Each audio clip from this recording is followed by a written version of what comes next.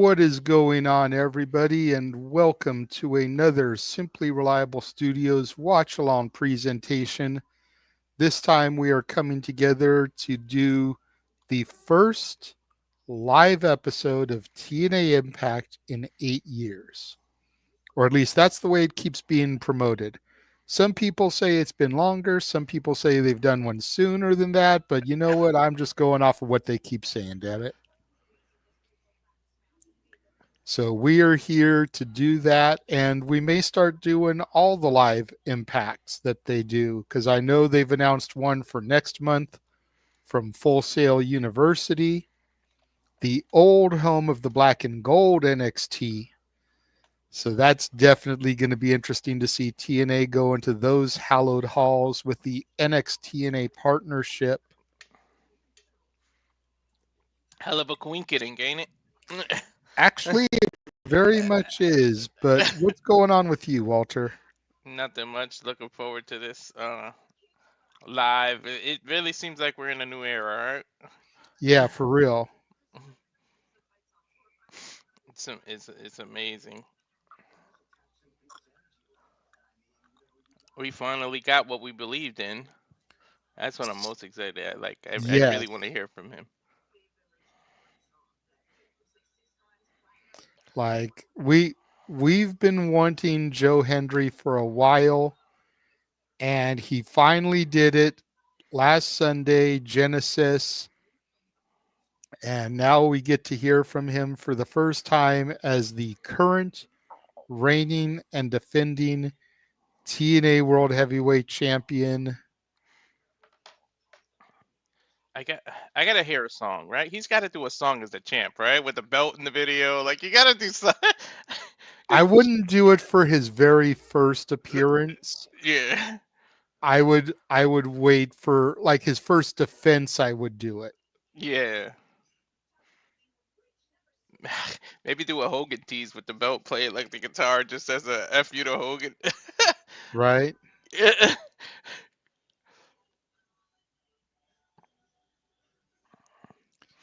Also, I don't know what this is gonna be, but I wonder what she's gonna have a lot to say.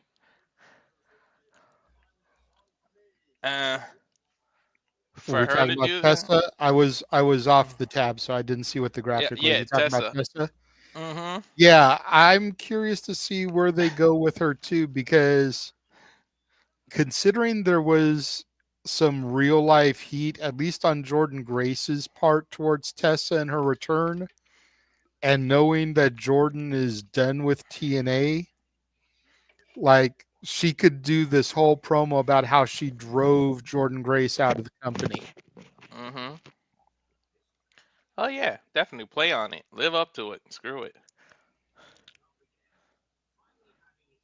I mean, why not, right?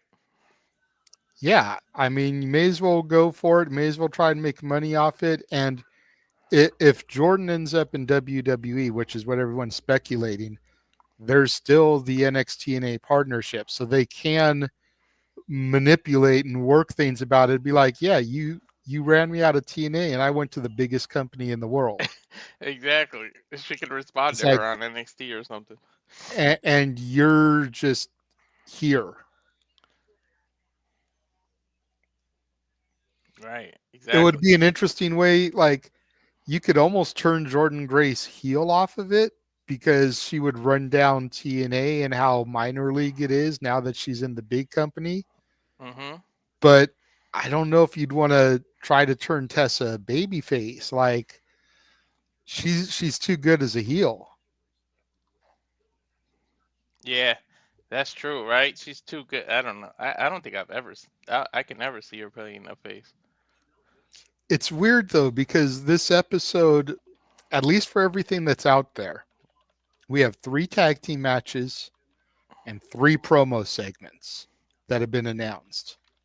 Mm-hmm. I'm like, dude, why do we not have a one-on-one match? Right? Why is everything multi? Like, it just doesn't make sense to me. You know, granted, at least one is a trios tag, you know, with 6 of the knockouts, but still, like, what are we doing here? I have no idea. The first live Impact in 8 years, and you're just giving us tag team action? It almost makes me think that they're doing something special. Like they want you to feel like that, so they could throw something left Maybe. field at us. Maybe. I mean, they've got this trios tag for the women. Maybe we'll get like the Fatal Influence, who are a trio, coming down to check it out. Man, God fuck damn it, you, man. Nestor. What an ass. Hey, in the words of the Falcon, he's out of line, but he's not wrong.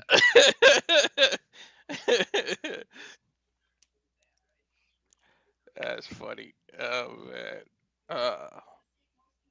Yeah, like look, like everything's tagged. I mean, at Yeah, least I it's the mean, system. this Like it makes doesn't say sense. it's for the tag titles, so at least No. you've got the possibility it's some contention. If if Moose and JDC beat the Hardys, they may get a tag title shot. Whatever the next big show is, I know we got Sacrifice coming, but I find it hard to believe that they're going to wait until March to do another pay-per-view. Like, there's got to be something thrown in there in February, you would think. Yep. But that increases the chance of the system actually winning. The fact that the titles aren't on the line makes me kind of think that's why they Yeah, didn't put it on the line so that they can lose.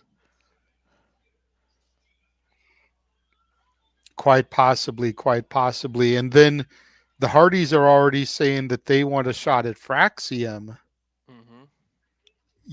So it's like, do you have the Hardy Boys lose and then possibly going up against Fraxiom? It's like with a loss, or do you have the Hardys beat the system, Fraxiom retain, and both of them go into the match strong? That would make more sense. You know what I mean? It's like, and if the system loses, Moose can say it's because it was JDC. Oh, yeah. I mean, he's always kind of been the weakest link of the system. Maybe it leads to them kicking him out. For lack of a better comparison, he's always kind of been like the Sami Zayn of the system. Like, he doesn't really fit, but got thrown in there for comedic purposes, and he's not even all that comedic like Sami was with the Bloodline. Kind of like when It's like if he was still doing his Fandango shit, it would be funny. Yeah. Kind of like, remember when Hornswoggle joined DX for a little bit? It's kind of like that.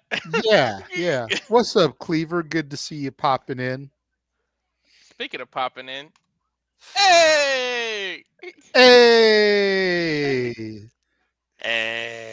Looks like a tired Simple Man, but I'm sure once that bell rings and the show starts up, he'll be a little bit more energized. What is going on, Noah? I am tired beyond all belief, but I am here regardless to enjoy NXT and the fallout from Genesis, and it's good to see you guys once again. But other than that, I'm okay. Life is stressed, but I'm still doing my best. It's as simple as that. I love how tired he is. He still makes shit rhyme. Yeah, right? Life is stressed, but I'm doing my best. Simply put. Cleaver, good to see you. Shout out to, of course, Clark and Andrew. Get some prime cuts, folks. But yeah, it's good to see you, Walter. Good to see you, JJ. Good to see everybody in the chat once again here at the Slip.stream Studios as we hype up, of course, the first TNA Live Impact episode, of course, for the last 8 years with the fallout of TNA Genesis, new champions, NXT has crossed the line. I'm sure more is to be followed, especially because the next time we go live, we'll be in the home of NXT, Full Sail University, which is going to be major in the idea of worlds colliding and possibly a brand invading. So again, I'm looking forward to this, and it's always good to see Dattila. But yeah, I'm all right, and it's good to see you guys as always. Look. Yeah, we mentioned that a moment ago, how the next time they're going live, it's going to be in the home of the OG Black and Gold NXT.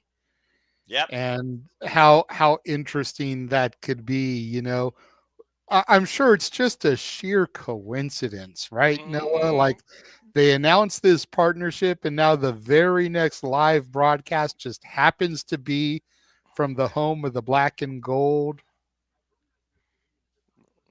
Whose idea Weirder was that things to have book happened. that? But, I mean, weirder things have happened. I'm sure that Director of Authority and Shawn Michaels had a discussion about this. Probably the liaison, Ariana Grace, probably had a discussion with Gail Kim. But the coincidences, the son of the business to me. What do I know? I just watch other things wrestling. I mean, it's just one of those weird coincidences. If we're just being straight up honest. But yeah, we got 3 matches on tap. We got knockouts, 6-woman action. We got, of course, the system being confronted once again. We have, of course, words to hear from Josh Alexander. We got, of course, our new TNA World Champion, Joe Hendry. And we're also going to hear from the victorious Tessa Blanchard. Who knows what else might happen tonight, along with the main reason I know this gentleman's here. Your brand's titles are on the line. The NXT Tag Team Champions are on the line against the Rascalz. And there's so much. Name and he appears. I believe in Joe Hendry. You son of a gun. You did it. And there's so much that can be done with that match. Like, I would assume that's going to be the main event, since it's the only match that says it's for a championship. But it's like, you've got Fraxiom, you've got the Rascalz. There's still the Wesley factor. While Wesley has kind of moved on from the Rascalz, when they were supposed to get their last title shot, they were now attacked in the parking lot. Right. So there's still that hostility there with Wesley. Wesley now has Tyson DuPont and Tyreek, I forget his last name, is kind of like his underlings. Does he sick them in there on the Rascalz? Do we then turn that into a trios war? And who do the Rascalz recruit to be their third going up against Wes, Tyson, and Tyreek? You got the Hardys, who said in a post-Genesis interview that they're looking to become belt collectors again. And maybe they're going to come for Fraxiom. So are Fraxiom automatically going to retain so we can set up champions versus champions against the Hardys? There's so many pieces that can fit into this one match. Let Leon Slater's also know when I thought about too, because Leon Slater has also given me that rascal type of ad. But Myron Reed is the first shout out to Tilla. Of course, we know the running mate of Trey Miguel. Also, of course, the running mate for Killer Kelly. And also heavily known out of the Ohio and Michigan area. But yeah, there is a lot of suspension of disbelief when it comes to the NXT Tag Team Champions being defended on TNA. And possibly somebody crossing the line that used to be in death matches named Cora J challenging Masha Slamovich for the TNA Knockouts World Championship, possibly at Full Sail, if I'm just Director of Authority thinking. But I also do wonder if there's a bigger circumstance, considering that the standard of TNA, Josh Alexander, said that he quit, but he is contractually obligated to show up here tonight.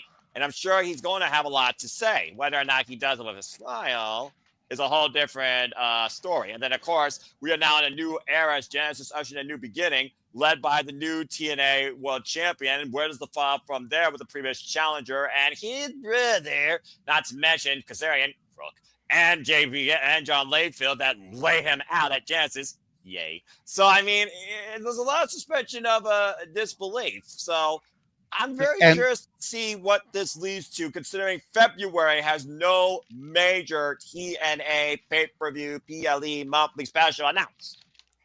We mentioned that just before you popped in. It's hard to believe that we're going to go from Genesis to Sacrifice with no pay-per-view. I don't see that happening. There's no way. And no way. Unless they figure that now that NXT TNA is co-branded, they're figuring Vengeance Day is going to act as their pay-per-view for February, considering Full Sail is the Thursday right after that. If I see TNA on that logo, then I'll believe it. Otherwise, seeing is believing. At the end of the day, WWE still is the bigger player that's working with the smaller player. Respect for NXT being on the name of TNA. Was that a TNA decision or a WWE decision? Does it work both ways? Just saying. I hear you, but I that's the only thing I can think of because it's just a little coincidental that we had Genesis and the first Impact after Genesis is live. And then we're going to have Vengeance Day, and the first Impact after Vengeance Day is going to be live. So I'm wondering if they're going to use that opportunity. We could maybe get Cora versus Masha at Vengeance Day. Don't forget, that happens before Full Sail. But also, NXT is going back on the road, a live show in a home that TNA knows very well for their pay-per-views, Atlanta, Georgia, center stage. Which I was going to talk to you guys about when we went off the air, but since you brought it up, Walter, do we want to cover that on Tuesday? NXT? Mm-hmm. Sure. You guys are the team. Yeah. So it is official. Tuesday night, we will be doing an NXT watch along then. Just wanted to throw it out there because it's not a special episode. But Like it could be special. You know, Right. just because they're live on the road doesn't make it special. NXT does that a lot more regularly these days. Mm-hmm. It is Atlanta. It's the go home to the Rumble. They've already announced Bianca and Naomi are going to be there. Bailey's going to be there. So it's definitely giving it a big fight feel. As I long believe as that man is Go ahead. willing to do it, then I'm down to do it. So we will see you guys on Tuesday for that. Well, there you go. And of course, we know that Bailey will team alongside beautiful madness herself, Julia, the new NXT Women's Champion, and take on Cora Jade and Roxanne Perez. That could have huge implications on both the NXT Championship and somebody heading up to the main roster sooner rather than later, considering next weekend. Beep, beep, beep, beep. You guys know what officially is ahead, the Royal Rumble, which is literally 1 week from this Saturday. And yes, folks, we'll be coming in some other studios. Allow us to be predicting. Let it be known. City predicting the WWE League kickoff officially is next week, Thursday Night Live, 10:30 p.m. Eastern Standard Time. Hope to see you all there. And figure to those that are tuning in just to our little hype up pre-show on this journey that NXT could take us on, and what truly is the first steps out the gate of the home of TNA tonight with the fallout from Genesis, ushering in the new beginning. It's always good to see Lily, Dwayne Atkinson, Daniel, everybody, of course, all the regulars, Nestor, all the people that aren't, speaking, but we see you, we acknowledge and we thank you. Whether this is your first time continuing, you all make this pause. But again, if you want to continue to dictate the conversation, whether the questions off topic or possibly off company, PayPal, my friends, it's as simple as that, or Super Chat. And again, it's good to see, of course, our moderator, Dwayne Atkinson, in the chat. It was great to see him part of Super Predicting as well, to see him back on there soon.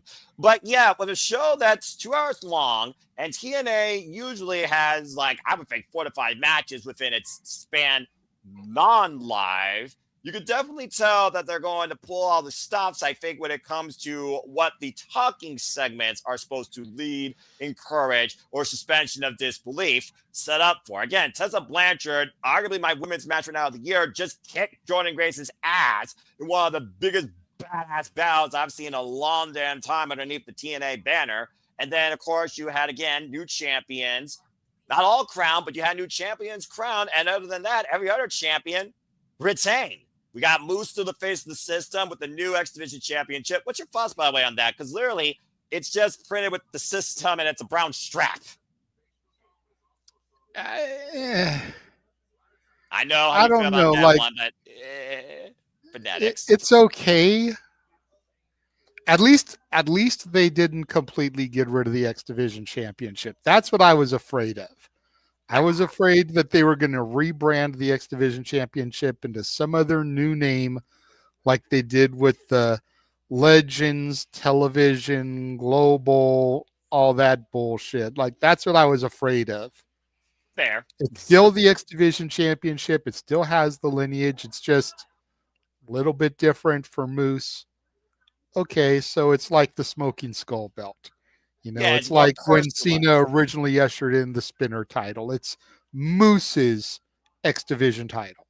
A title. We'll see if it goes back when Moose loses it to somebody, or if it remains, then, may have a little bit more to say about it. That's fair. What you gotta say, Walter? I see your hand up, bro.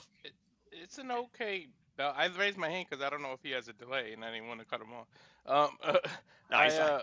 Yeah, I don't know about that color of the belt. It would make sense if he played for Cleveland Browns or something, but he never played for Cleveland Browns when he was in the NFL. He played for the Falcons and the Patriots. Like, if you would have made it like one of their colors to kind of maybe WWE can sell a TNA version of a belt that has the football team like they do. You could have did that with the X Division, but I don't get why it's brown. But at least I'm with JJ. At least they kept the title and didn't try to rebrand it as something else.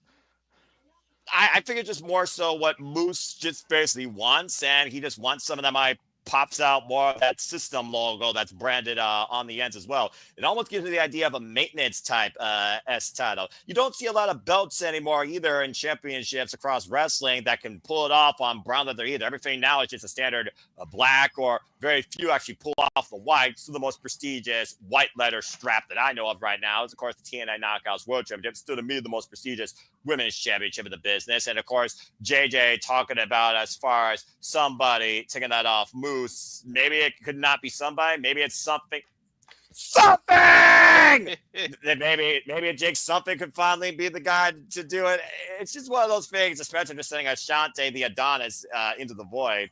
I want to see Moose versus something. I think that would be something to behold. I want to see something achieve something this year. And another thing people were talking about, it's just a number, it's just a number, it's just a number, it's just a number. Do you guys think this is where we get the rebranded Baron Corbin debut? We have officially arrived at January 23rd. JJ, what do you think? I'm not sure what they're going to do, because it seemed to happen when PCO and Sami Callihan were in the ring. Right. And with PCO doing what he did at GCW this past weekend, right, and not knowing exactly his status as far as the company, was it more of PCO that was targeted? Was it more of Sami that was targeted? Dattila brought it up earlier.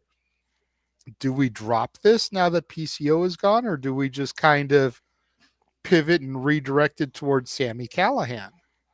Personally, if it's Baron Corbin, the former Baron Corbin anyway, if it's him, I think him versus Sami would be better than him versus PCO anyways. Agree. PCO is up there in years, and Aaron Rift brought it up on the review where he completely slandered TNA, but he brought up the fact that PCO is just at that age where he can barely move. Like, he's not that fast anymore, which is why the French-Canadian Frankenstein kind of works for him. Frankenstein was this clunky, stiff-moving individual. That's what I said to him. But you don't want to put him in the ring with someone like Baron Corbin. Sami Callihan's the better way to go there, so I'm not sure. And if it's not the former Baron Corbin, who is it? What is it? It's got to be something with tonight, though, because it is January 23rd, like you said, Noah. So I hope you reveal something like that. I mean, could it have been Steph DeLander coming back? And considering that was his wife, kayfabe, like, no, Wesley, we mean what we said, okay? If you can't deal with it, then get out of the chat. Damn. I'm sorry. He did that the last time with Cope instead of Copeland. It's like, just let us fucking talk, for real.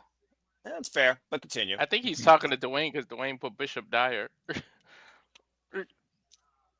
Well, it's like two different names, because Tom Pestock, I believe he was on a GCW promo in action under that name. Bloodsport. Yeah, that's his real name, actually. He used it to go against... Yeah. Right. But it's just one of those things also. Sami Callihan, formerly involved in NXT, Solving Crow, back in the black and gold days. There's a lot of long-term history there. To my knowledge, I don't believe Solomon Crow or Baron Corbin ever necessarily met in NXT. So this would be a very unique first, considering both went for that system, even though Baron Corbin went through 250 different personalities across the main roster in the Vince McMahon era. It's just one of those things right now, though, that how do you intercept that? I think the fact that PCO kind of like, went rogue, this is a way to start something new with Sami Callihan and see how dangerous this new Baron Corbin is, I guess, because we know Sami is nut and futz. But that is probably the only other figure that wasn't on a graphic that I could see happening tonight besides somebody else crossing the line from NXT, and that's a whole different question in itself. What do you guys say? You know what the most ironic thing is? If it is Baron Corbin, Tom, whatever you want to call him, he had his best run in NXT. He gets released. Now you're in TNA, and they got this relationship with NXT. That's some irony for your ass. Like if he ends up crossing the line again, it's like, wow. But I know we all get excited, but don't overdo it with crossing the line. Not everybody has to get involved with crossing the line. Maybe you're big superstars. Right Accurate. There. Yeah, but you did. Crossing the line should be reserved for the guys that really need the work. Exactly. You take somebody like a Cora Jade who's missed a lot of time due to injury.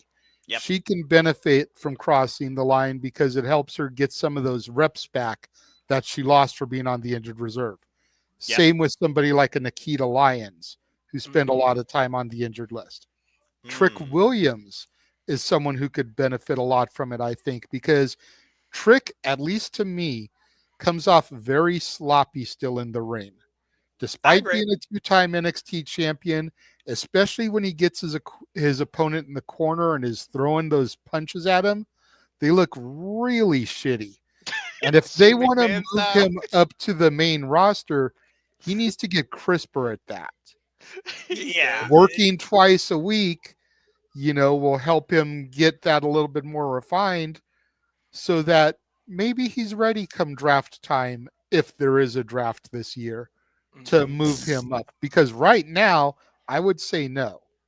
Yeah, and I would also say another 6 months. I would also say it doesn't look like there's going to be a draft because if you look at WWE right now, almost everything seems uniform, from the referees to the staging of Raw and SmackDown. The only reason NXT doesn't look like that is because NXT actually still uses that Capitol Wrestling Center. As we got a cold open right now, of course, we're about to go live here with TNA. I'm using TNA Plus in case those are wondering. Of course, folks, you can follow via TNA Plus or Access TV via your local provider, unless you're in Canada or India or some other place nationally. There are other forms that you can follow along with us with TNA Live, this special edition of TNA Impact tonight that is live the first time after 8 years.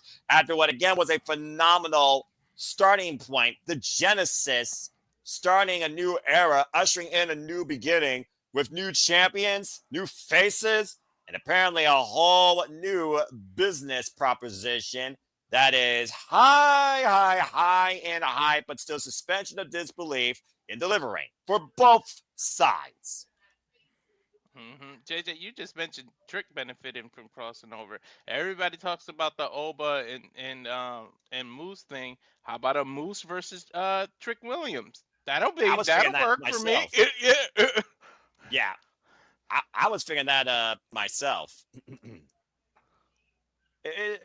Again, a lot of suspension of disbelief. I remember when Kevin Knight first came into TNA and he took on Moose. It was one of his best freaking singles matches. So I absolutely understand where you're coming from. And of course, talking about standards, setting standards, Mike Santana looking to be the new standard of TNA, while the current standard said he quit, but he's still under contract through mid-February. So what the hell does that mean for Josh Alexander? What the hell does tonight mean for both NXT and TNA on not only the road to WrestleMania, but arguably the journey to Rebellion? Because that's TNA's next huge pay-per-view stop. I know we got Sacrifice in March, but again, to JJ's point, we know both these shows, TNA and NXT, are going live at certain times in February. There's only one thing bookmarked right now in February, and that is Vengeance Day. WWE.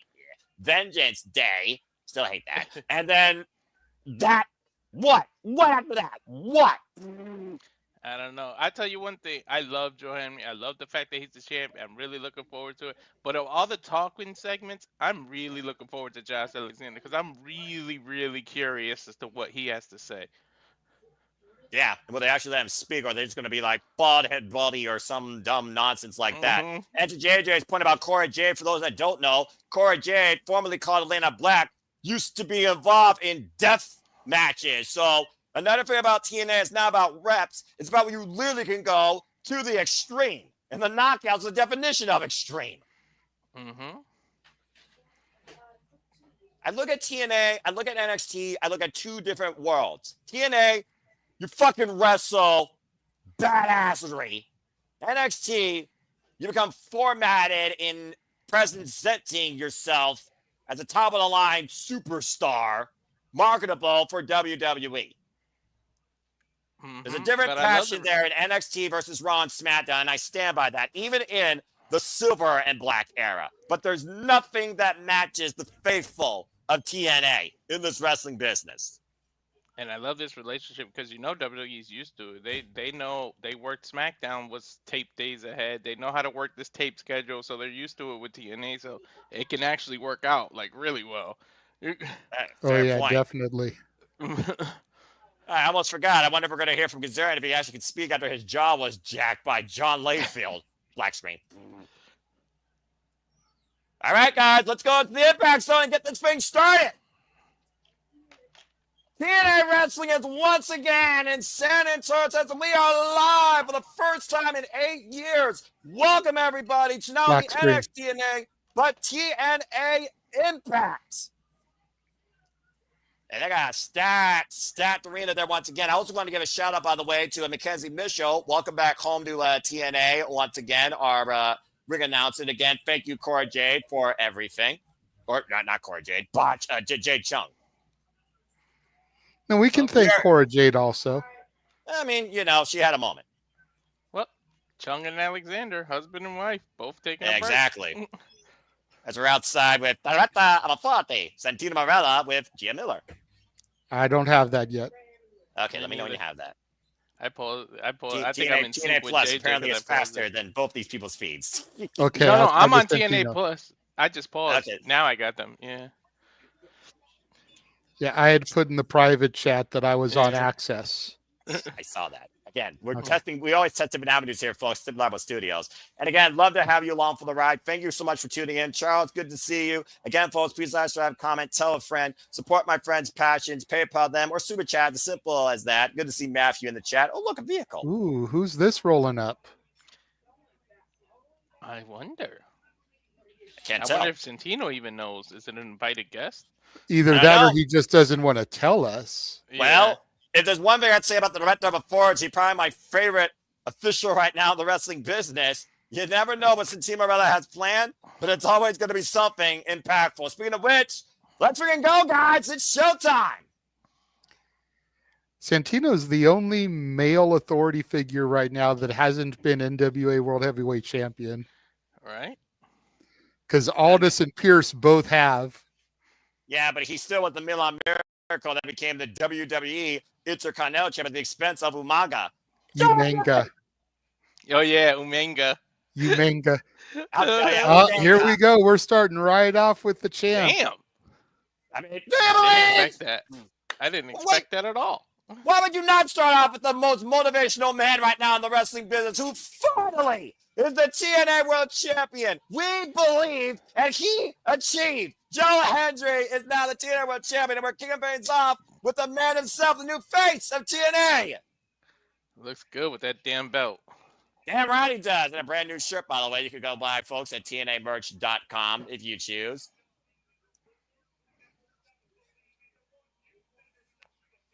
And he still is motivating the masses worldwide.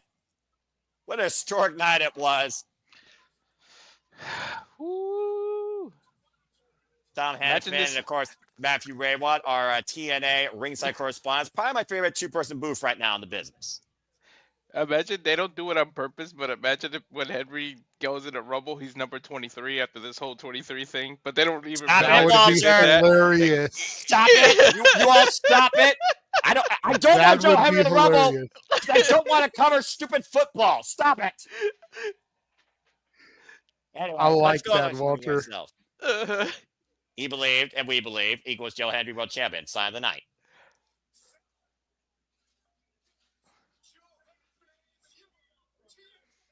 I love that belt. Yes, that's beautiful! And Kazarian didn't get a chance to screw you! That's Safet, good to see you. He wouldn't have anyway. I explained it to you. Ego. You knew that crook wanted to do it. John Layfield took his damn head off and sent him across the border. Thankfully. Let's hear from Joe Hendry. Joe Crowd Hendry believes chanting, in you breakfast deserve it at tacos? the champ.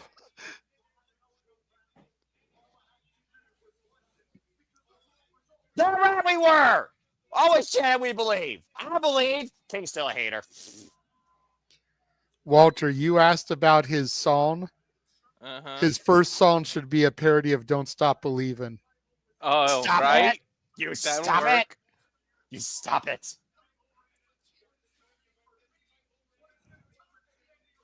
I got the feeling someone's going to interrupt. I mean, you got to figure out who's going to challenge the champion next. And Santana did say after his match, he now has his eyes locked on the TNA World Championship. We also just got somebody who pulled up in the car. You never know. Anyone from anywhere. Joe Hendry awaits to see who crosses the line or enters the scene, or the Impact Zone in this case. I love that he said anywhere. I would love for there to be a TNA World Championship match tonight live. Right? Yes. No, wait a second. Well, I might get my wins. Here comes the Team Morella. Oh, shit. Whoever that was in the car. Oh, no. What is this man about to do? I love his music.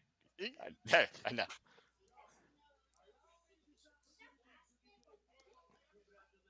Damn right we are. Santino's given a formal congratulations.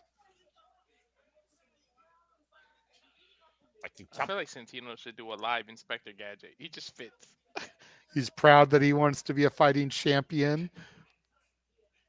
That he'll defend it inside and outside TNA. Someone took him on his offer. Someone wanted to take him up on the offer. Tonight, Who could it be? Joe Hendry Versus. What? Holy shit! Matt Cardona. Whoa! Oh, we're closer to somehow popping Da up da in da WWE. da da da da. Edge's bitch. And the man he took the Digital Media Championship from. AEW. Talk about He's a up ghost again. from Hendry's past. And talk about a full circle moment. What a return for Matt Cardona. Boy, do these two have a history. I love that he can work anywhere he wants. I love that shit. Well, now we know still to come tonight, it will be Joe Hendry's first title defense against always ready Matt Cardona for the TNA World Championship in the main event. And you guys know, I'm not saying it's going to happen tonight by no means. Eventually, one of the two companies, somebody's going to win one of them titles and cross the thing on the other companies. You know it's eventually going to have to happen. It has You to. would think. Now that the partnership is 100% official, Mhm. now that the partnership, as I forget who it was in one of my spaces last week, but they made the comparison that they went from courting to being Facebook official. Mhm. You know, casual dating to in a relationship. Mhm. Now that we are officially in a relationship here between WWE / NXT and TNA, has to happen. Mhm. And I want it to happen, I wouldn't say frequently, but I don't want it to be just a one-off, if that makes sense. You know, I kind of want it to be Yeah. like during the WWF invasion. Yep. Well, again, we'll see how they treat this. That's all I'm going to say for now. We'll see Here how we they go, treat here we this. go. Seeing is believing. EY and Josh Alexander. This is digital exclusive from Genesis, I assume? Yeah. Yes, this is also, you can find it on YouTube or also on the X from TNA following Genesis. And yeah, you saw Josh Alexander, no words to EY. Now catching up with Macklin and EY. This is a good tag team right here. And they did beat the system. EY saying that Josh Alexander is worth saving. Macklin not so sure because Alexander tried to end his career. Exactly. The zip ties, remember? I saw it Bound for Glory. He literally incapacitated Steve Macklin against his will. And then we saw what happened at Turning Point. Steve Macklin destroyed him with bullet shells and was the last man standing.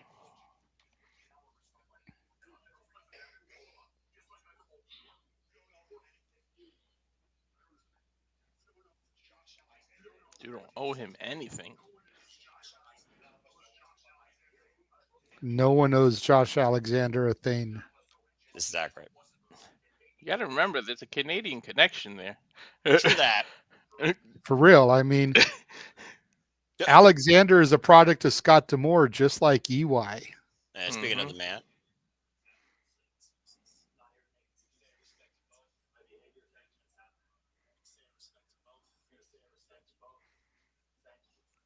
Wow.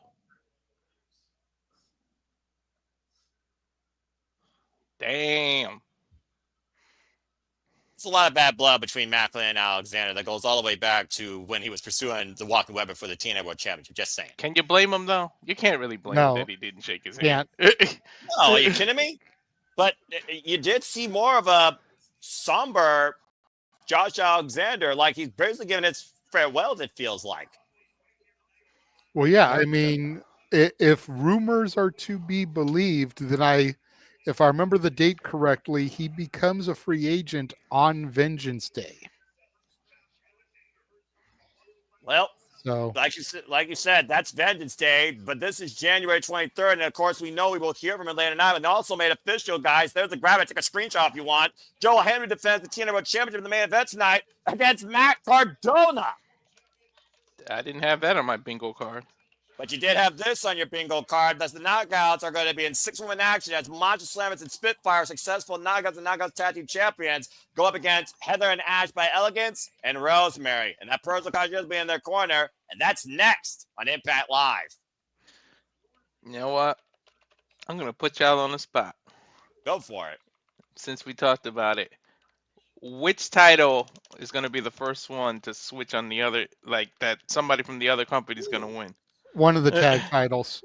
Yeah, it's going to be the tag title. They're not going I was going to guess that too. They're not going to switch a major world championship in less than a month, let alone, I don't even see this in 6 months of this so-called multi-year deal that's supposed to benefit both sides. But I do love the Fat TNA Plus is giving a live shot inside the Impact Zone here. I know, that's crazy. You've got the referee, of course, coming in. I believe that's Daniel Spencer. And again, a very somber Josh Alexander, still to be heard, of course, later tonight. So I'm very curious what Josh will have to say. And will he be with his Norman Armory? Remember, he's been putting Sinner and Saint through the paces underneath his tutelage. And I wonder what that means for them if this truly is it for him. So there's still a lot of suspension of disbelief. And who the hell is that? Is that the personal concierge wearing a cowboy hat? I thought so. I almost said, damn, Shawn Michaels popped up. You wish. You know what I wouldn't mind? If WWE, if NXT gets involved with the X Division title, I wouldn't mind on TNA, though, not on NXT, an Ultimate X match, and you involve NXT people in it, too. Well, we did have the Ultimate X match at Emergence, and Riley Osborne from Chase University was in it.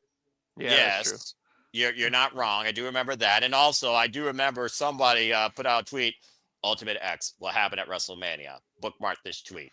I pray that she's right.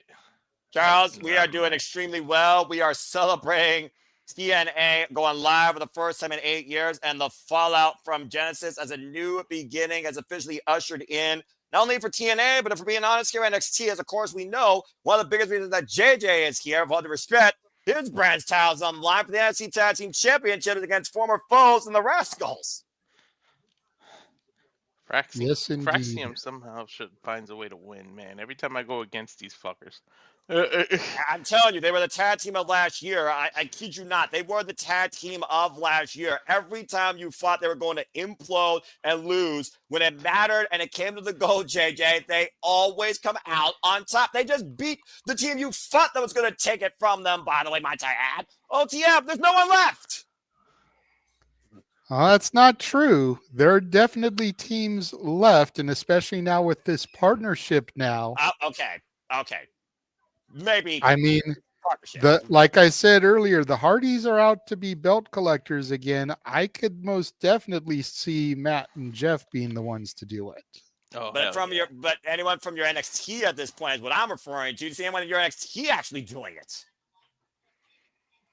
Are you on commercial? No, Jay? No, it just came back. Yep. Okay. Me and Gia Miller's outside of the production office. That's the Ah, Nevis fucking Ryan. locker room, actually. Okay, I Is that- just reading what it says on the wall there, sir. I see prod office. Oh, that's yeah, fair. he's right.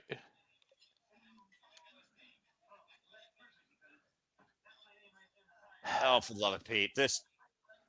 Oh, there's one, man. Can you just fight each other? Can we just get a brother versus brother thing? That's not even a real match. Remember how good that worked out at WrestleMania last year? Exactly, that's true. Yeah, we don't talk about that. I'm just reminding Walter because we don't exactly want to wish that into existence. Exactly. What? And by the way, Matt versus Jeff wasn't much better at WrestleMania. 25. The only real good one was Brett and Owen. And that was Gia the can't curtain do it. jerker. Exactly. Gia can't even do her damn job because that freaking. Oh, fuck me. Is this the Elegance people? Oh my god. Yes. Can Shawn Michaels just come out and super kick this guy, please? Please. Imagine if we wished that it existed and it really happened.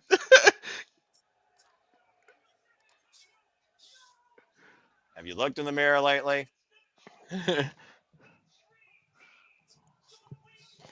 So, wait, is Rosemary elegant all of a sudden? Because she's far from it. I'm not going to tell her that, are you? Hell no! Wait, what did you ask? I wasn't listening to anything. My I ears said, shut is off. Rosemary going to be elegant? Because she's far from it to me, but we're not going to tell her that to her face. The fact that Rosemary and Elegance was put into your mouth in the same sentence goes beyond any bizarre DC Universe comment that any combination of great comic writers can make that would still actually make sense to me. So the answer is no. How's that for a reference? Anyway, good we reference, saw Ash actually. and Heather by Elegance, your cheapest Dallas Cowboys cheerleaders I've ever seen in my life, in a losing effort against Spitfire, thank Christ, as Danny Luna and Jody Fred are still the TNA Knockouts with Tag Team Champions, told y'all. And speaking of which, another person, of course, that was unsuccessful in regaining gold and former glory, bringing it back to the shadows, was this deity, Rosemary. Charles got it right here. If we tell her, we got a death wish. I mean, I've seen Rosemary pull out a blade against somebody. I'm just saying. I mean, you're the one that digs crazy chicks in your own There's word, a Noah, sense so we leave of it to you to tell us. craziness that even I can say crosses the line. And wherever Rosemary resides, that's where I cross the line. Okay? Walter, we all do. Let's not put it just on Noah. That's true. There's different levels of crazy, and there's also different levels of women's wrestling integrity as well when it comes to commentary in this freaking Simply Apple Studios. That being said, Rosemary, of course, took Masha Slamovich through Raven's brainchild, a Clockwork, House of Orange, House of Fun match, and it took a package pile driver through a bunch of chairs to put down Rosemary in the end as Masha smashed her. It didn't come with a heavy price, though, beforehand, as Masha was put through tax on the stage and reintroduced to Janice. That was a hell of a women's match. That was a war. That's what that was. That was a freaking nightmare, and both welcome it. We can't even call it a match, right? I mean, what do you call Clockwork Orange House of Fun? That's not a match. That's a freaking car wreck. It's insanity. Mm-hmm. Yeah, there's the word. I mean, it came from the mind of Raven. What else do you expect?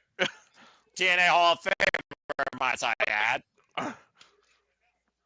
I love how Jody Threat just ran around the ring. Danny Luna's like, fuck that shit. I'm just going to stand here. I mean, she's the wild child, JJ. And speaking of going I wild, know. this woman loves to go wild and bloody violent. Our TNA Knockouts World Champion, Masha Slamovich. Let I it be love known, Masha. Looking like she exited the Matrix there with that jacket. Right? Right? Let it be known she was the one that defended her title with other companies before this relationship. So she was Yeah, ahead exactly. of To the your curve. point, she's defended now at Bloodsport. She's also defended successfully against Ash by Elegance, as well as Rosemary and Jordan Grace. on a tremendous run ever since being in the Juggernaut at Bound for Glory. We definitely seen her pop up. I on love NXT, this trio of champions here. Thank goodness this is still a picture following Genesis. I really, not that I wanted it, but I really thought those titles were changing hands. They were not going to give these titles to these airheaded Barbie dolls.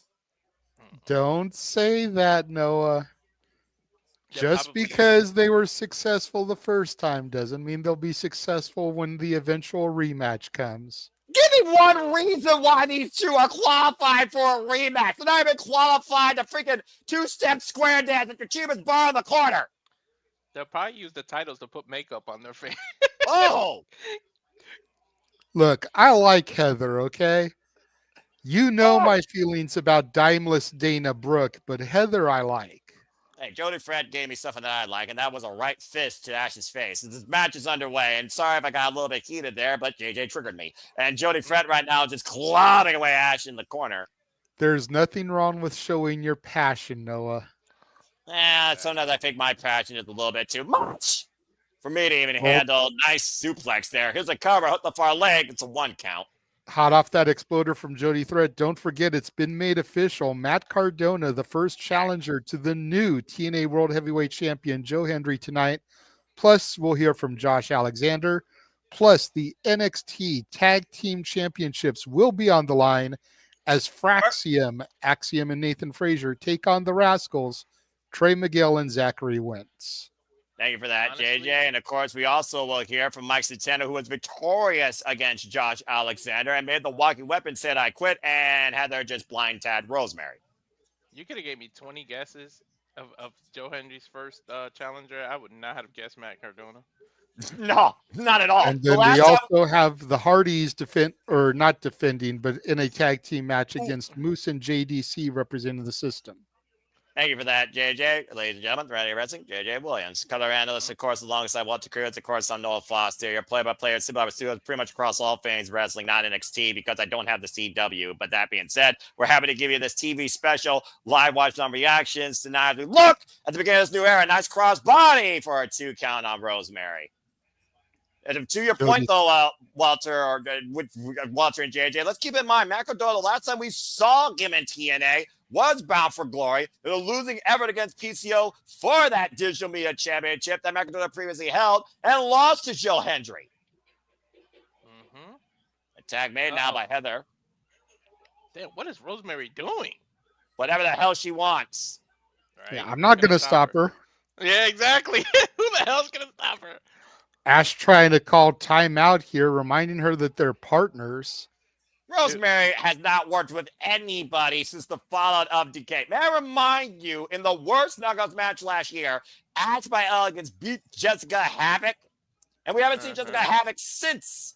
And that's when Rosemary descended further into this lonely madness before she was part of that Nightmare Windy Chew and put her to sleep. Seen perfectly. Here's a cover off that clothesline, that cheap shot, a 2 count.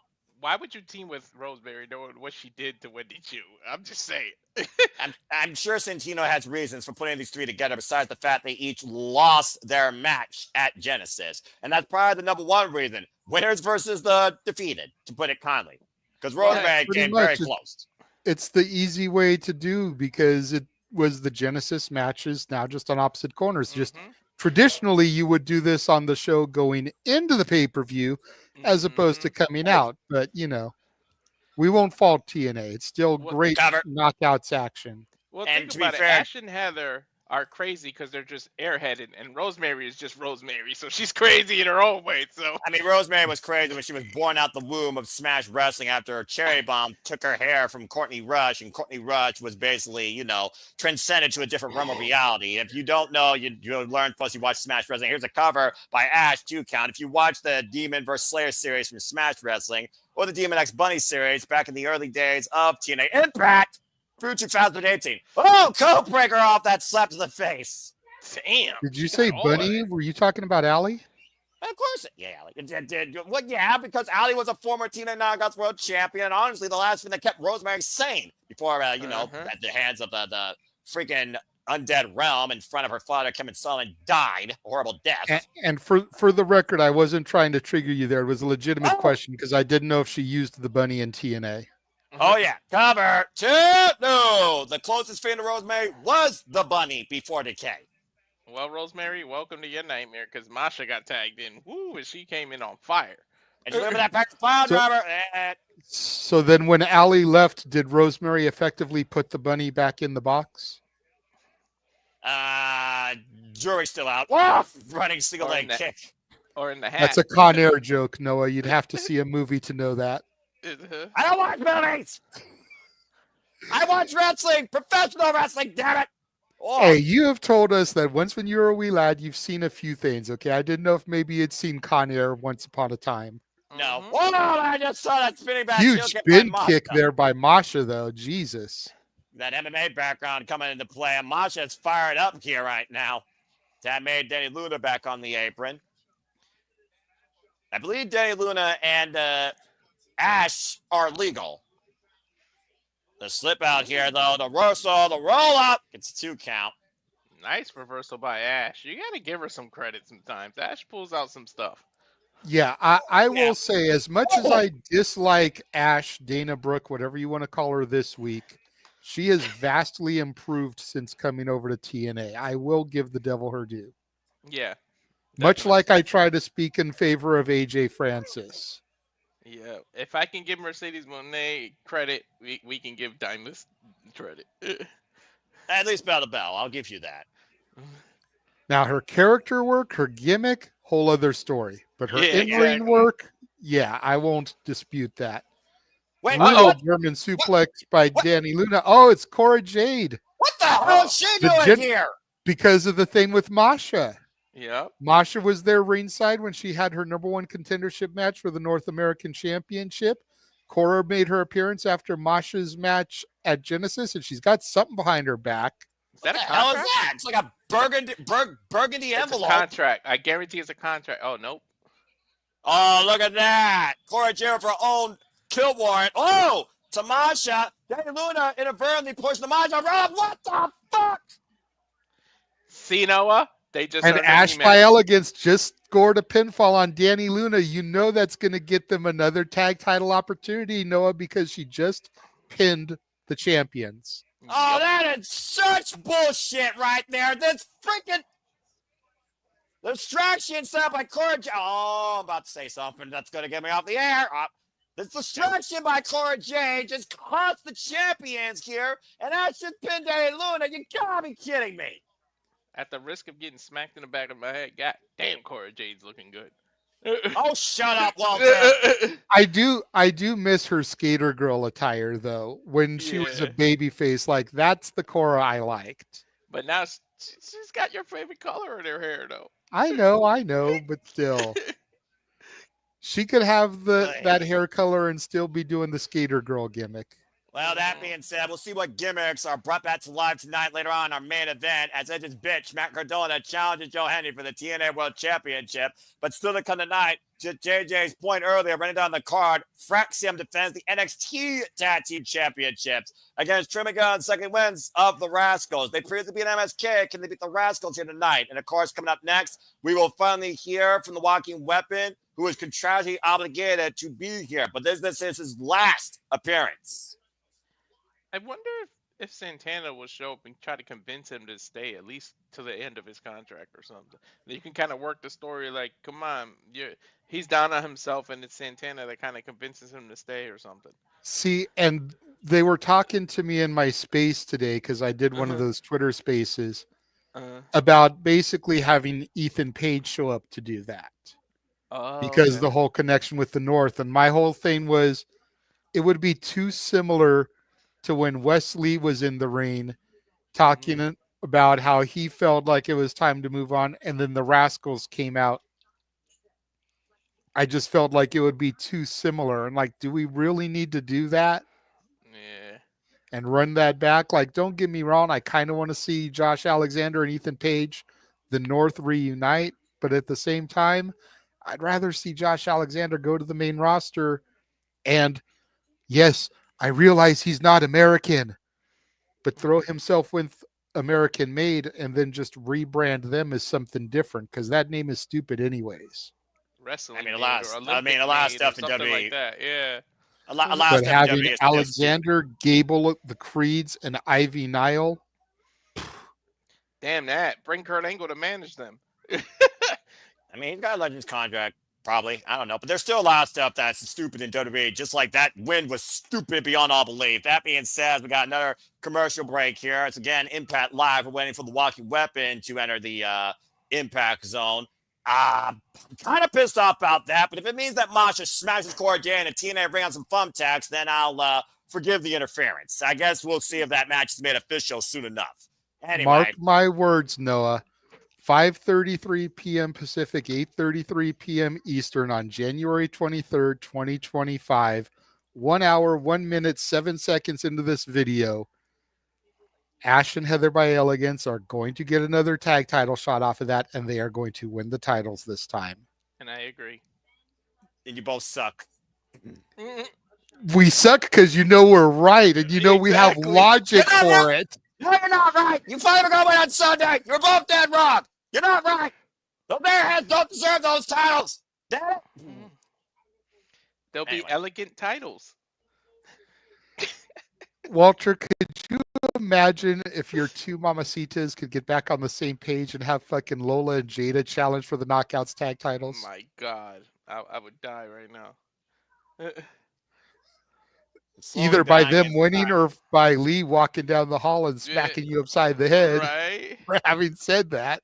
No. I'm really interested in seeing what they're doing with Kalani because it seems like she might turn heel. Like this whole. God, I I mean, hope no, she not. lost her NXT Women's North American Championship and hasn't been able to get back to glory since, especially since Stephanie McGill won that fatal four-way. Speaking of NXT, since we are talking about NXT, and I'll give NXT just due because NXT is the only brand I care about in WWE. We, of course, have been to defend the NXT champion against Eddie Thorpe. Trick Williams confronting him post-match. We saw Cindy McCurr has her eyes locked on Fallon Henry's NXT Women's North American Championship as Vince continues to heat up in the women's division. But before I talk more about NXT, let's go back inside the Impact Zone with the walking weapon, Josh Alexander, and in tow, as I was wondering about earlier, the Northern Armory.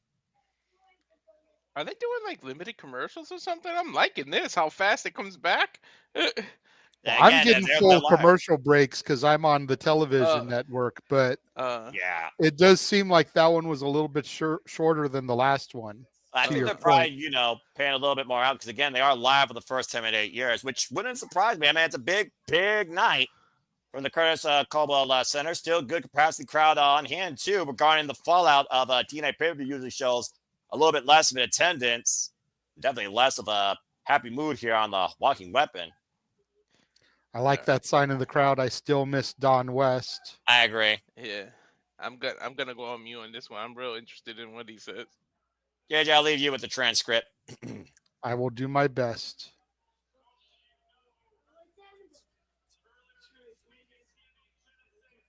Earlier this week at Genesis, I quit TNA. Never thought I'd hear those words. Capacity crowd booing Josh out the building. As I expected. Booed. Shout out to the NXT sign in the crowd, though. Yes.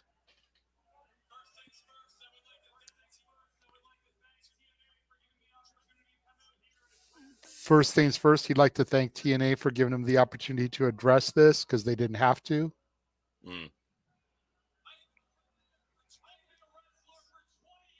I've been a wrestler for 20 years.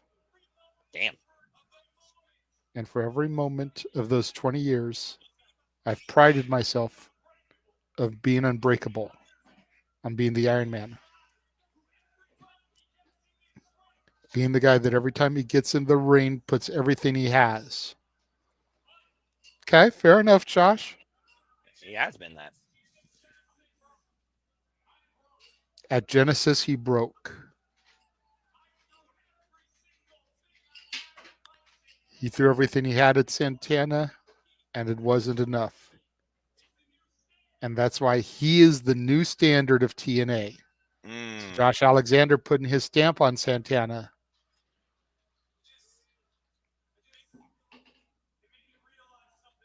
Made me realize something. Made me face some hard truths.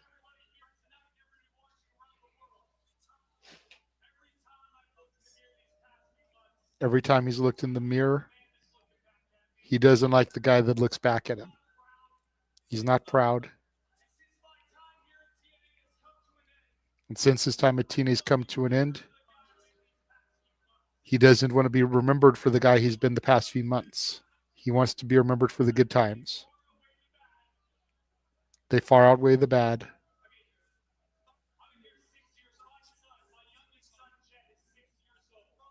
He's been here for 6 years, and his youngest son is 6 years old.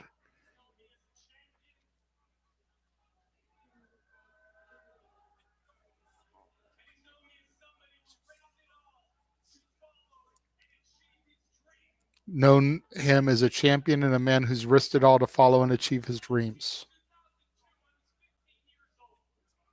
He was 15 years old on the night that TNA was formed. He was inspired and mesmerized. That night he became a lifelong TNA fan like everybody here and everybody around the world. Fair enough? Yeah, no lies detected so far. Even in I was about a year behind you, Josh.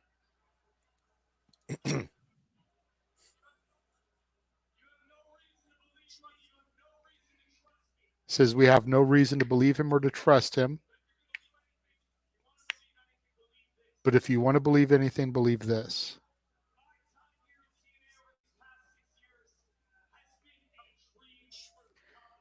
His time in TNA these past 6 years have been a dream come true. But it's time for him to step away.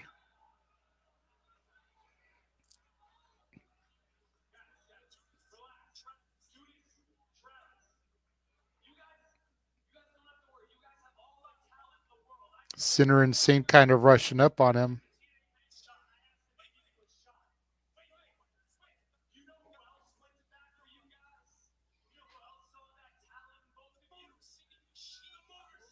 That's true. Alexander saying that he went to bat with management for Sinner and Saint. The Machine Guns also put their names on the line.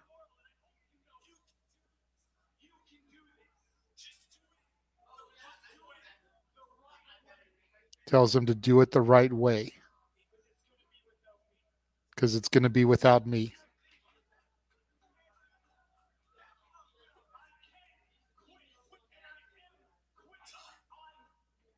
Wow. Says he's done.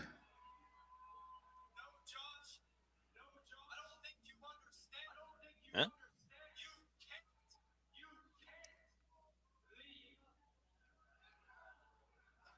What the, Oh, what the hell? Chop block to the leg.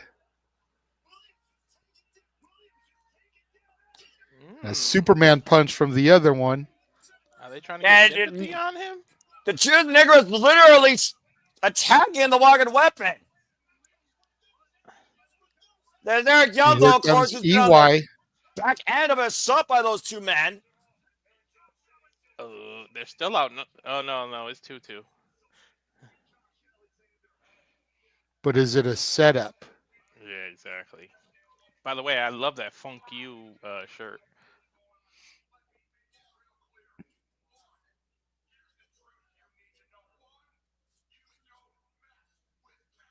Yeah, how many times I heard that phrase?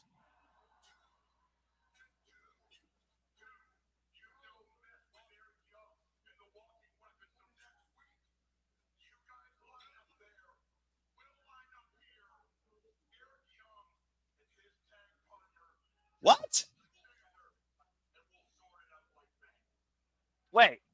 EY just made a match for next week. Sinner and Saint versus EY and Josh Alexander. Apparently, Josh Alexander ain't out of here yet. Still has at least one more match. I mean, I don't know if Josh necessarily agrees with this, but I guess to your point, we know that he's done. But like you said, his contract's not likely done till next month. Now Josh, I guess, has to put the boots on one more time as Eric Young to propose a tag match with Sinner and Saint, former members of the Northern Armory. But still to cut it out, of course, Joe Hendry will defend the TNA World Championship, his first defense against a long-time rival in Matt Cardona for the TNA World Championship. Still to come in our main event.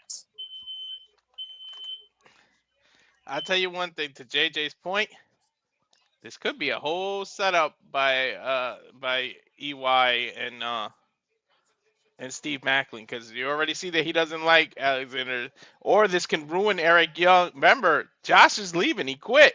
Now this could put a wedge in Steve Macklin and Eric Young's relationship, because why are you siding with Josh Alexander when I'm your partner right now? You know what I mean? Yeah, it's one of those things where where's the trust? Well, we'll see if we trust the system here shortly. Tag team action, speaking of which, is up next as JDC and the Moose take on the Hardys. As we go to another commercial break here, live inside the Impact Zone, past the crowd on hand, the Curtis Colwell Center. Love this set, by the way, the elevated lights in the set. I wouldn't mind them using this, but I kind of like the tunnel, so I don't know, mixed feelings. But it is one of those things where, again, the last time Josh Alexander pulled a long con, it was against Eric Young, and you're right, the three of them did beat the man down, but if this really is Josh's swan song, he might as well go out with a man with as much heart and soul for TNA as he's had since 2017 with an OG that's been here since the beginning. So I guess we'll see if Santino Marella makes that match official next week for TNA Impact. And for those that are wanting, TNA Impact is not live next week. It is live later on next month, I believe literally 2 weeks from the day, from Full Sail University. So whether or not we cover that, we'll keep you all on standby. But if this has any, teasers of what could be to follow across NXT, it might be worth continuing to follow through with these live shows for the short term being, as long as this cross-line fade doesn't become an overbooked gimmick that undersells. Of course, still the Kind of 9 NXT Tag Team Champions on the line as Frazier defends against the Rascalz. We talked about before. We still are going to hear from Tessa Blanchard. I wonder if Kazarian is in the building and can he actually speak with his jaw intact. And of course, still so much more could happen as we don't know who else might cross the line tonight. Yeah, the next live one will be Thursday, February 20th, literally the Thursday after Vengeance Day. Mm-hmm. And you know Kazarian is there tonight. He just re-signed today. They announced it all over their social medias that he re-signed with TNA. So the King is going to make his presence felt. Especially considering the announcement that his longtime friend and tag team partner made last night when he came face to face with the Hangman Adam Page. Both fair. Frankie and his wife Tracy put out kind words for the fallen angel Christopher Daniels on their X accounts. And if nothing else, Frankie will say something about that. Oh, hell yeah. Especially with Daniels being a longtime contributor to TNA and Impact Wrestling. Yes, Lee, I can see when you comment. I've been telling you that. We see you all the time. Don't you hear us? Well, I mean, she may figure that without your glasses in the context, you can't see her. Right? You're not John Cena. I can see you.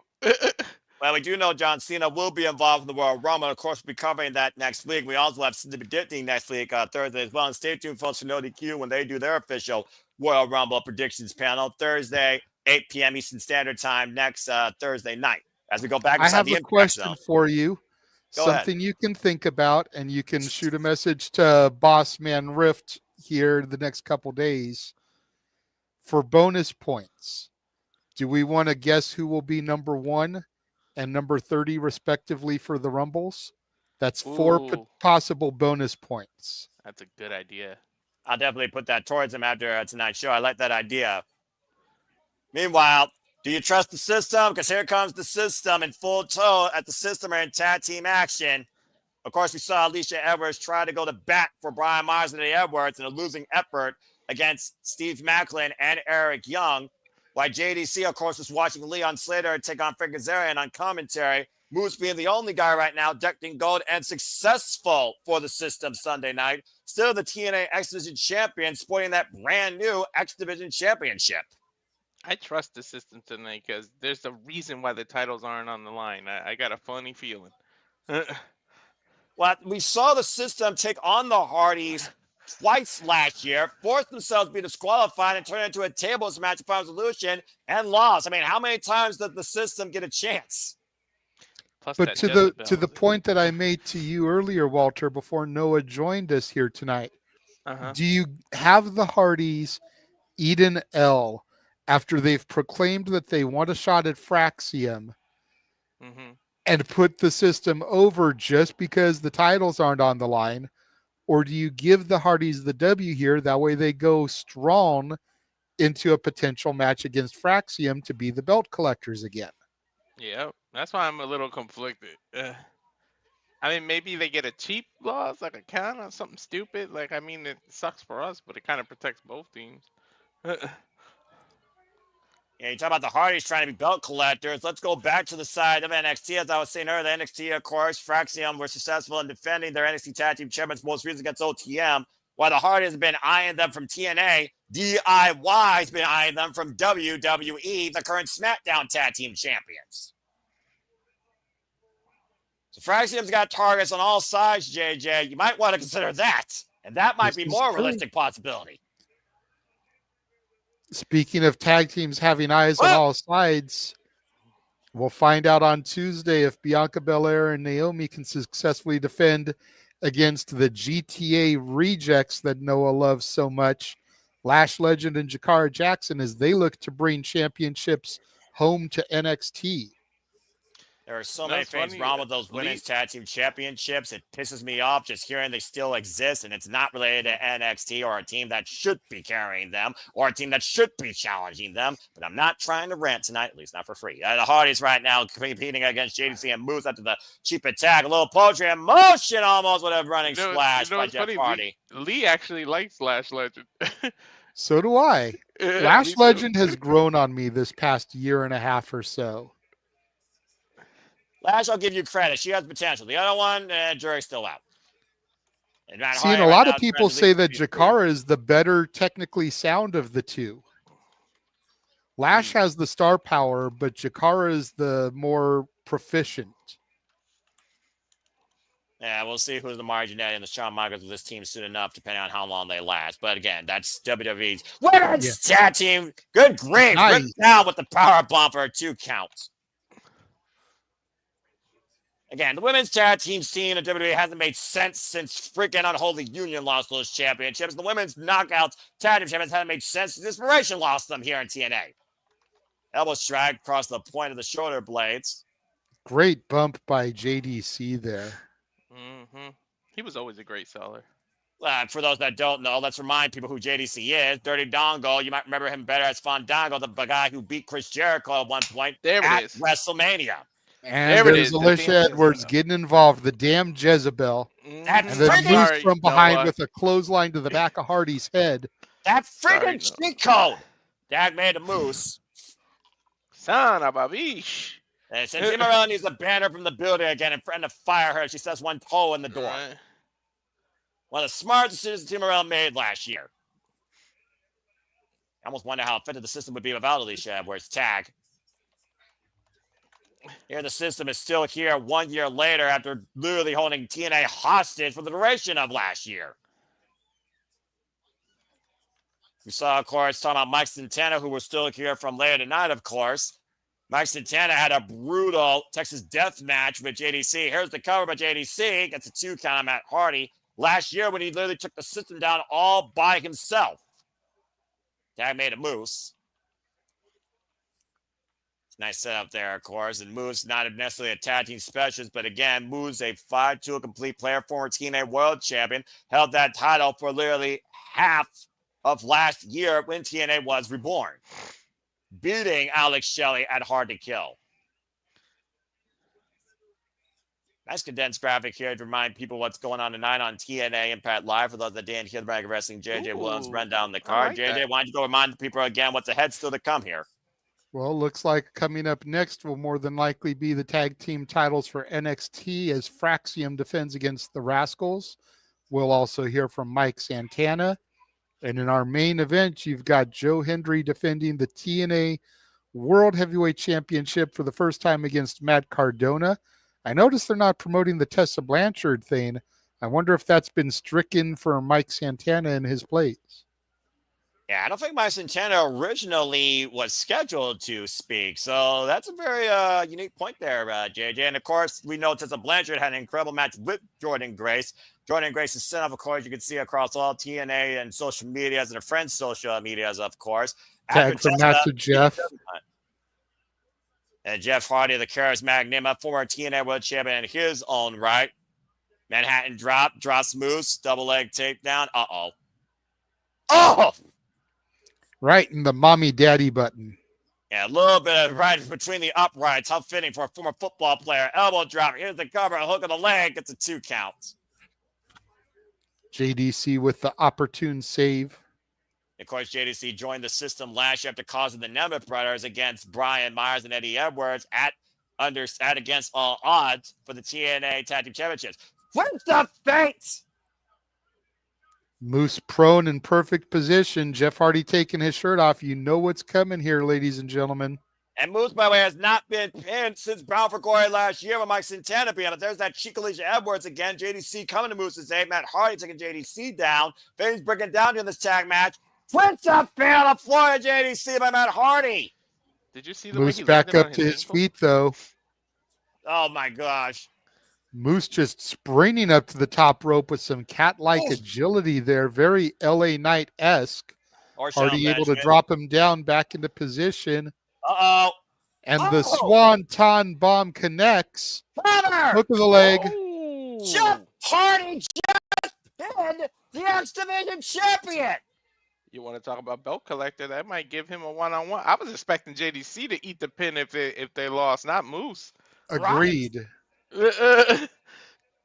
Agreed. That way they could possibly rid themselves of JDC as the weak link. Yeah, well, I think we know who the weak link was here tonight, clearly, because Jeff Hardy just pinned the face of the franchise. Jeff Hardy just handed Moose his first pinfall loss in 2025. You want to talk about building momentum on this belt-collecting crusade? Maybe tag team titles isn't the only crusade here, JJ. Quite possibly.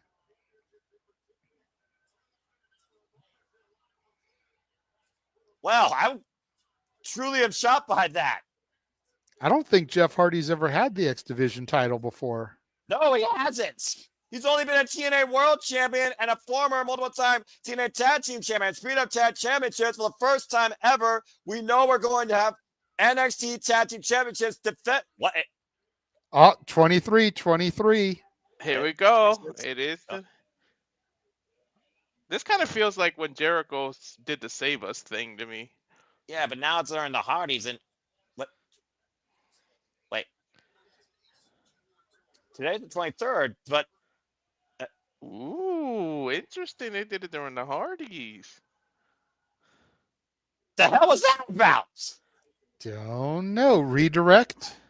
Yeah, I was thinking that too.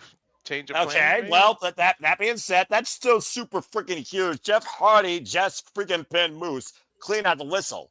As the Hardys celebrating the entranceway amongst TNA faithful, we are mere moments away, and JJ is going to definitely lead more of this because JJ, your brand's about to take center stage as fans about to defend the NXT Championship for the first time ever. NXT Gold is on the line in a TNA ring. Definitely gonna be a huge moment, but I will be right back, gentlemen. Oh, you're good. As of course we have a brief. I really liked it. I feel like I'm there in the audience the way they're doing it on TNA Plus right now. Like this is fucking awesome. Like this little backstage thing. Yeah. You see the lights about. You see Mackenzie Mitchell, of course, hyping up the crowd. You see the TNA faithful, of course, watching on the product here. And Matthew Raywan and Tom Hannigan talk about some stuff. Now, if only WWE did some more stuff like this, maybe their products would be more worth watching for me. Of course, we also know, speaking of WWE, again, we're on the road to WrestleMania World Rumbles next week, Saturday. NXT, of course, we know that we have Stephanie Valkyrie will get her hands on Fountain Henry sooner rather than later. She's hell-bent on doing that. Kalani Jordan costing Jada Parker a match, which totally threw me off guard. Izzy Dame helping Tony Dees essentially defend the NXT North American Championship against Brooke Jensen and Sean Spears collision, if we're going to call it that. And Charlie Dempsey unable to take the Heritage Cup from Lexus King once again due to interference across there, as all hell has been breaking loose across the NXT Women's Division. As it sounds like Roxanne Perez and Cora Jade are going to take on Julia and Bailey, I think next week, if not in the near future. And Trick Williams wants a one-on-one crack against the ruler of NXT, Albert Femi, after Albert Femi beat Eddie Thorpe in the middle of the ring in the main event. No, can you imagine we get Julia as the women's champion and freaking Stephanie Becerra as the North American champion? Both of them just came over and they both get titles and just rule NXT like that. That would be awesome. I mean, it wouldn't be the first time we also had a title for title match when Adam Cole and Keith Lee, of course, merged the NXT North American and NXT championships, knowing the history of Stephanie Becerra. I don't mean against each other. I just mean both reigning at the same time. I did it. I'm just saying they also might do a one-on-one against each other for both pieces of gold. I don't know what NXT has in store. People talk about all the time how some companies have too many titles. AEW, now WWE has mid-card championships on both their brands. The 23 thing, Damien, I still don't know. Today is the 23rd, and all we got was a scrambled Titantron with a bunch of red digits on it. So, I really can't figure that one out, man. I really can't. I figured that whatever it was going to be showing itself tonight. I mean, the jury's still out on that, but hold that thought. Well, here comes Sami Callihan, who for the last few weeks has been in the ring when the 23 hits. And now Callahan also has been in the ring. Yeah, Callahan's also been in the ring with PCO, and to your point tonight, no PCO in sight. Oh, he might call it out, like just to get pissed off, and whoever's behind this, get your ass out here or something. Well, the draw in the TNA ring, former TNA World Champion. Yep, it's exactly what's going on. He's calling it out. Sick of waiting, sick of the mind games. Come on down and let's find out who you are. Damn. Get your ass down here right now. Jimmy Callahan's had enough of this shit. I can't say I blame him. Wait a Hey, did you call it? I did say Steph DeLander. Yeah, he called it. Wait, Steph DeLander's supposed to be a championship. I thought PCO destroyed it. What? What? I won it in divorce. I guess that's fair. Women always win everything in a divorce. That's what women will get. Yet what? Anyway, what do I know? She won it in the divorce, she said. What's mine is mine and what's his is mine. That makes sense. New boyfriend? What? Ooh. Wait. Lights are out. Just a number. Just a number. Just a number. Just a number. Just a number. Just a number. The huh? Who's that? Water!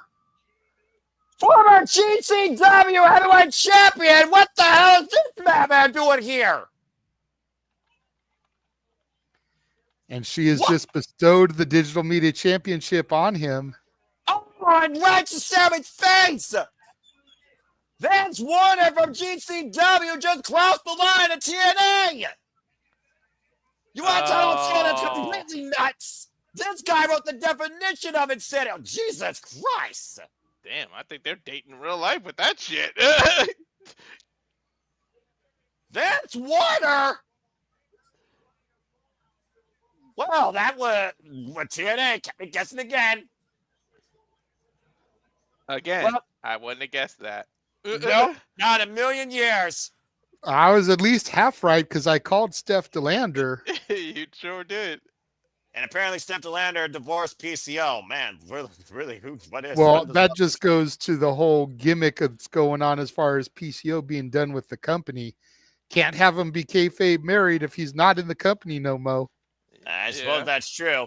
And of course, next time TNA's on pay-per-view will be Rebellion from Los Angeles, California. Sunday, April 27th, folks. Stay tuned for more on that. We'll be covering here at the Super Reliable Studios. TNA, you haven't seen anything until you've seen everything. And what we just saw definitely was not on our bingo card. What'd you say his name is? Manswarner? What? Yeah, the freaking wide-eyed madman for GCW, former GCW heavyweight champion. So could GCW now factor into this whole thing with WWE? I mean, Matt Cardona.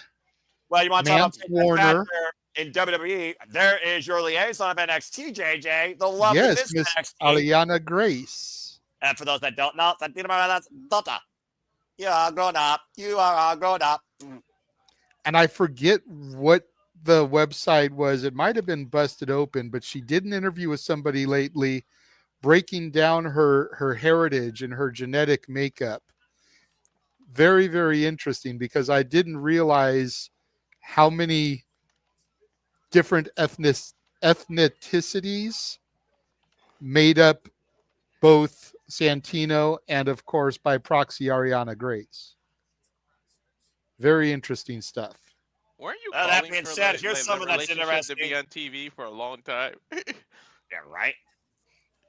Well, as we try and restore some sort of matter of order here, time for the NXT Tag Team Champions to be defended for the first time ever in TNA. Smoke if you got him. I really love their entrance, by the way. I love the fact they both do the spray paint thing together. I want to see if they do, because TNA's cameras are a little different. That's why I said I'm hoping. Oh, the NXT Fraxiom helps intro. them. Yeah, I'm hoping WWE helps them with production, because I really want to see how they pull off the Fraxiom entrance. Yeah, maybe it won't give me a damn seizure. Well, here come the challengers for the NXT Tag Team Champions. Trey, Miguel, Zachary, Wentz, the Rascalz. Former TNA Tag Team Champions last year, of course, for 55 days. And, of course, previous challengers to Fraxiom as MSK in a losing effort. It was Zachary Wentz and Wes Lee that last challenge for these titles in NXT. Before the fallout with the Rascalz led only these two staying together, and Zachary Wentz becoming an X Division champion. These guys have rebounded, though, ever since Final Resolution last year to get not only a shot at the TNA Tag Team Championships, but now a shot at the NXT Tag Team Champions after Fraxiom interrupted things from ringside this past Sunday night. Huge pop for Fraxiom here. Oh, he's wearing the mask. Your current reigning and defending NXT Tag Team Champions, Axiom and Nathan Frazier, better known as Fraxiom. And arguably the hardest working tag team last year across the entire wrestling business. Despite how many times you thought these two were going to have a fight. Let's go to the tag lines here real quick. Rascalz won the number one contenders match on NXT in September. Miguel and Wentz never got the title shot, though. Remember, Wes Lee was a substitute. And Fraxiom were ringside, of course, for Hardy and the Rascalz this past Sunday at Genesis. And all hell broke loose. The point, security had to make sure these two were not in the building.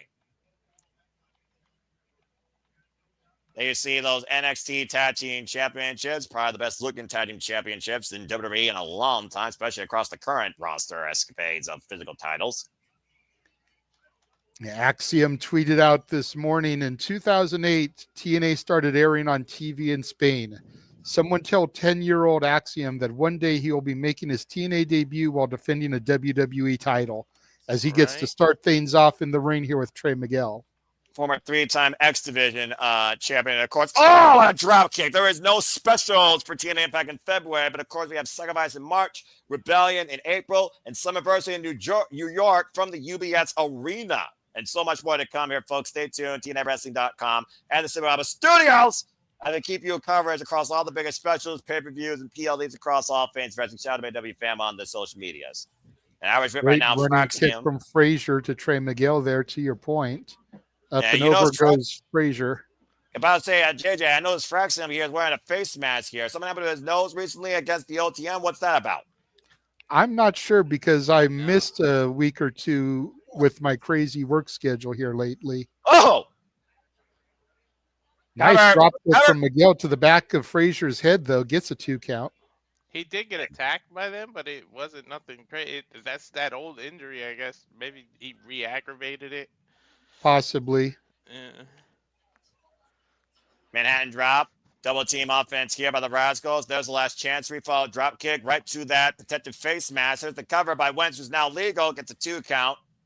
I'm gonna love this match. Both of these teams have the most beautiful tag double team moves. Like this is gonna be great. Seamless synergy here is the strength of both these tag teams, no doubt. Hmm.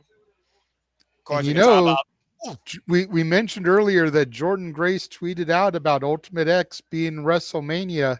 Yep. What about the tag titles being defended in Ultimate X at Stand and Deliver, gentlemen? cover 2. I wouldn't rule that out, honestly, considering the landscapes of TNA and NXT definitely have the depth and the talent to handle such an atmosphere. But again, it really comes down to if history gets made tonight. Here's a crucifix by Fraxiom, former Heritage Cup holder, might I add, formerly known as A-Kid of NXT UK. Whatever happened to that guy? Did he end up where El Generico did? I don't know, but the funny thing is, A-Kid never wore a mask. El Generico, as far as I know, still would wear a mask, I would think, wherever he's at. So it's just the reverse thing, you know? Axiom put on a mask and El Generico lost his. I mean, you know, one person lived in a whole different continent. I mean, you know, wrestling. It's that Spain versus Canadian mentality. Exactly. It's 2 different worlds. Okay, right now we see, of course. So it's like Hannah Montana. You get the best of both worlds. I don't know what happened to that woman. She lost her damn mind a long time ago. That's when she decided to start coming in like a wrecking ball.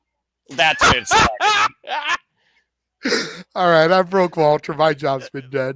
Congratulations, JJ. Achievement. Oh, double front kick by Fraxiom, and now Frazier with the cover hooks the arm and gets a 2 count. Shades of the Young Bucks with the super kick party there, but Zachary Wentz able to reach in and get that break up there. Wentz with a sense of urgency. I think Trey actually was able to kick out, but again, that's that sense of urgency there by the challengers. Of course, we know the tag team championships, even though the WWE, same rules apply, only change hands, be it pinfall or submission inside the ring. TNA ring, might I add in this case, TNA official. Yep. Former Nash Carter in NXT. You see right now, Axiom working over the left arm of Trey Miguel here. So tentatively sound, of course. All 4 of these men. Woo. Don't let their high-flying abilities fool you. They are all 4 great technicians in the ring as well. Nice German suplex from Trey Miguel, trying to get that distance so he can get the hot tag to his partner, Zachary Wentz, who's fired up on the outside. And both teams right now in a critical spot here to make the tag. Axiom lunges for the Frazier. There's the tag to Wentz. Tag mates on both sides. Zachary Wentz, of course, who won the X Division Championship in Ultimate X last year after the fallout with his former Rascalz partner, Wesley. Nice foot trip there. German suplex. Wentz has been on fire lately, I'm telling you. Yeah, Wentz really has been on an upswing ever since the later half of last year. Just returned back to the tag team match, though, of course, with Trey Miguel. Of course, Wesley beat him in that Chicago street fight. The running shooting star spreads with a twist. Here's the cover. Gets 2.5. I love that running shooting star. Honestly, ever since the Rascalz became a trio there for that moment. Oh, yeah. Take a look at the replay here. A little bit of a torque addition to that running shooting star by Wentz. Nearly got the titles. Like it. Can't get used to Wesley's haircut, by the way. Speaking of that. Yeah, me neither. Do you think part of Zachary Wentz's resurgence, Noah, is the fact that he was able to come home after all of the chaos and controversy that surrounded his departure? And that could be part of the reason for his uptick here lately, knowing that he was coming back to his old stomping grounds with a clean slate, forgiven, you know, redeemed, so to speak. That's one of those things where if you can't figure out who you were, you try and remind yourself exactly who you once was and literally recreate yourself. And I do think TNA is definitely that bridge point for many people's careers. And I definitely think a lot has to do with that because, again, ever since Wentz came alongside Trey Miguel and these Rascalz, of course, got up to shenanigans, it's led to championships and opportunities. And that's why we're here tonight. That's why we're here every Saturday night as well, or shenanigans and chaos. Yeah, your weekly madness of wrestling chat moderated by the Renegade Wrestling JJ Williams. Double team here. Brainbuster, super kick combination. Axiom, Jingo, the single leg, 2.5. It's going to take more than that for Fraxiom to be able to defend against somebody the caliber of the Rascalz, Noah. Well, they know they can beat the Rascalz, but it also is like that freeboard rule. It's a different dynamic of the Rascalz. This was the original duo that was supposed to face them in NXT. And Trey Miguel, as we found out, he was taken out. And spring kick, rise out for Axiom. Oh, man, what a press kick by Axiom, though. Hold on. Oh! Comes back in with a rising knee strike and all 4 men down. And I believe that Wentz and Axiom are still legal. NXT Tag Team titles hanging the balance here. History being made here by all 4 of these men, though, and arguably across TNA and NXT with the liaison, Ariana Grace, on commentary, of course. Wonder if she has any other of her besties or friends here tonight in the Impact Zone. We saw Corey J earlier hand, of course, a kill warrant for Masha Slamovich. Still don't know what's going to come from that, although we all have an idea. It's just a matter of when. No Kana roll. Spring up. Oh, right into a thrust kick. God. Gonna kick this mask off his head. Oh, I try to kick off the head spring attempt. What the hell? I didn't even have time to say that was one hell of a kick because Axiom freaking returned the favor. Here we go. The Rascalz right now double teaming Axiom here. I'm down on 4. There's the double stump to the spine. And now Frazier coming in. Ducks underneath, up the second. Oh, and coming a double front kick off the moonsault to the face. Holy More so shit. to the throat. You can see him kind of grabbing both his face mask and his throat there. Yeah, I couldn't tell if it was his throat, chest, or face. Huge blockbuster. No champions! No champions! Here they win! God damn it! So close! Now we're playing the Vince McMahon role. Remember, you always counted to 3, and it was like, damn it, it's not a 3 yet. How the hell did Axiom survive this avalanche blockbuster powerbomb to JJ's point? I don't know, man. I thought that the Rascalz had it there. Oh, wait a minute. Wait, what? What? Oh, Wesley. Yeah, what the fuck? Something That's told what me I he was mean. going to get involved here. Damn it. Me Wesley too. interjecting himself. Oh my gosh! That's And who's Tyson. that? Is that Adonis? It's Tyreek and Tyson. Oh, no. What the hell is this GTA reject group doing here now? These freaking street bombs are ruining a hell of a championship match. Are you kidding me? They've Because been running no- with Wesley lately. They used to be baby faces, but Wesley kind of got in their ears. Oh, And no, not wait a only minute. that, Getting back to it's the no match. Axiom Axiom Everybody going up top, Spanish Spanish fly. fly. Axiom! Frazier up to the skies. The Phoenix may rise. The Phoenix splash. Axiom legal. Cover. Fraxiom retains. You know I what feel it is? weird calling it a Spanish fly in TNA. It's the flux capacitor. Right? Call You know whatever what you it is, want. The fellas? bottom line.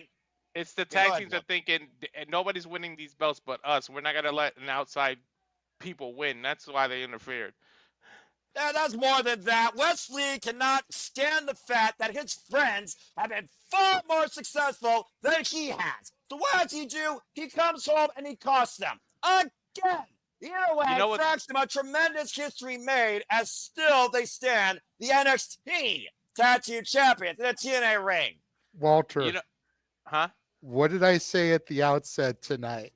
Yep. Wesley, Tyson, and Tyreek get involved, end up You setting sure up did. some kind of trios match, but who will be the third on the side of the Rascalz? Yep. You said it. You did. I know- called it just like I called Steph DeLander. Mm-hmm. You know And what you else is got to interesting? figure at Vengeance Day, because the name of that show just screams revenge. They're out for vengeance. Uh-huh. Is when we'll get that trios match. But again, who will be the third with the Rascalz? Myron Reed was shouted out earlier. Leon Slater has been shouted out earlier. Hey. Could it be somebody from the NXT side of things? What does Dion this mean? Lennox has been getting into stuff with Wesley lately. You know, there's a few different names that could be pulled from the tumbler here, so to speak. Oh, But what- I saw this happening, Noah. All I know is I've been pissed off now by plastic and bums twice in tag team matches tonight. Bullshit. no. A Man, bullshit? Bullshit. JJ, What if it's a NXT debut and Mike Speedball Mike Bailey? Oh my God. Yeah. Look at Noah. He's like, now you've piqued my interest. Fuck you, Walter. You know what the other question is? Did Or Fraxiom know what just happened? Did they see what happened and took advantage? Or is it we didn't see? could it be somebody like a Motor City Machine Guns Oh. coming down, a Sabin or Shelley to help out? Nah, that's too far of a stretch. This is going to stay, I think, particularly with NXT and TNA, like I said, for the young foreseeable future of this multi-year partnership. Interesting. What about somebody who's an agent? What about a certain innovator of the Canadian Destroyer? I still think you're stretching for straws here because I don't know if he will ever wrestle again. That'd be like Bobby Roode going after the TNA World Championship in a dream match for me. That would be not glorious, but the it factor returning to the ring, off the chain, out of the suit, challenging Joe Hendry. I love your optimistic booking, but at the end of the day, it's NXT active and TNA active that is the foundation of this partnership. You can't change my mind. You're trying to get me to believe in Andre Chase to be the third? What if they ask Andre Chase to do it? Like, we need a favor. We need a favor, dude. All right, JJ. We all know how much I love my Chase University. But the fact that Duke Hudson, Riley Osborne, and Thea Hale have not been on TV since they disbanded, and Andre Chase has only been on a couple of times. Mm-hmm. Most recently, Tuesday, saying Chase U is dead. Mm-hmm. I don't think it would be that. I love your optimism, and I would love to hear that music again, but I just don't think, in the words of Aaron Rift, highly unlikely in all likelihood. But there's music I like hearing from the realist coming into the room, and that is Born Nasty, but also Standard Victory, now the new standard of TNA. Mike Santana is about to make his way to the ring. Still not sold on Santana. Well, Mike Santana definitely bought into himself when it came to the potential of this path of purpose in the TNA World Championship, JJ, and he really cemented a spot closer to that purpose, beating Josh Alexander in that ridiculous I Quit match at Genesis, with wins over Josh Alexander and Moose in less than a year of returning home. He's already pinned 2 former TNA World Champions. That's fair. Pride himself on being unbreakable, of course, formerly a tag team specialist, LAX, Elite Express. Very curious to see after what we heard from Josh Alexander earlier tonight, what that might lead to. Thanks to Eric Young. What's next for Mike Santana? Knowing that Joe Hendry is in the main event defending the TNA World Championship tonight. I want to translate. I feel like we've got to get Kazarian versus Hendry in LA and Santana versus Hendry in New York. Oh, hell That just seems too obvious, but I do love the idea. I keep saying you can't jump ahead about the teaming, but imagine if see, the Judgment Day is over. Because imagine if Priest needed help and it's Santana that helps Priest, like the New York connection, the Puerto Rican connection. That would be something crazy. Again, stop trying to put a roster with TNA. I just said, Noah, let us have a little bit of fun with this. Anything is possible now more than ever. How many things in 2024 alone did we say was not on our bingo card? How many things tonight did you say weren't on your bingo card? You've already said it once at least. I'm just saying. Again, highly unlikely in all likelihood, I'll give you. Yeah. But we can't say never anymore. And this last year and a half have proven that. Well, I also know I can mostly say you will never see the main roster humbled by TNA as long as WWE is in their corporate agenda.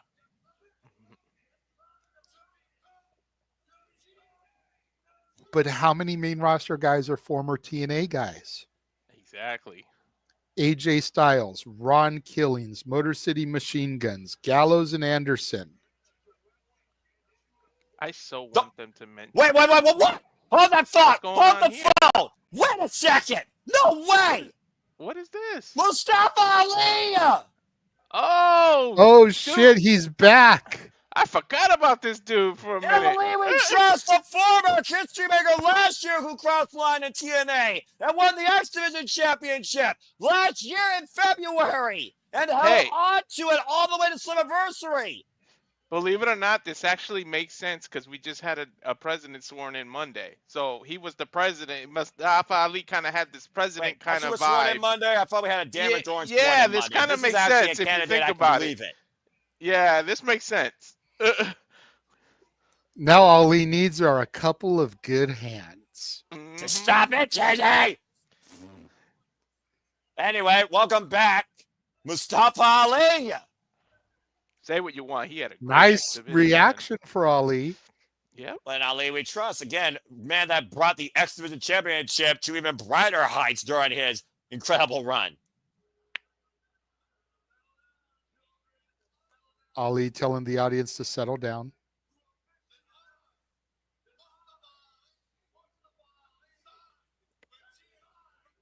Mustafa Ali has signed with TNA Wrestling.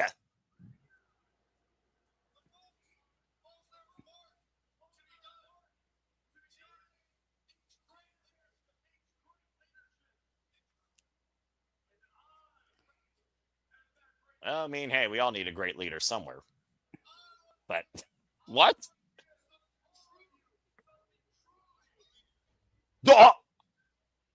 Ali's going to get something for us to believe in. Blasphemy!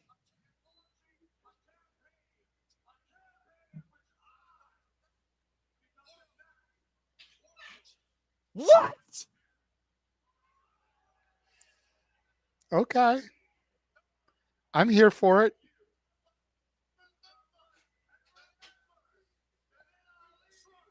We trust. I may trust him, but I don't know if I believe in him more than Joe Hendry. That's a bold statement. Hey, I trust in Ali more than I trust in the system.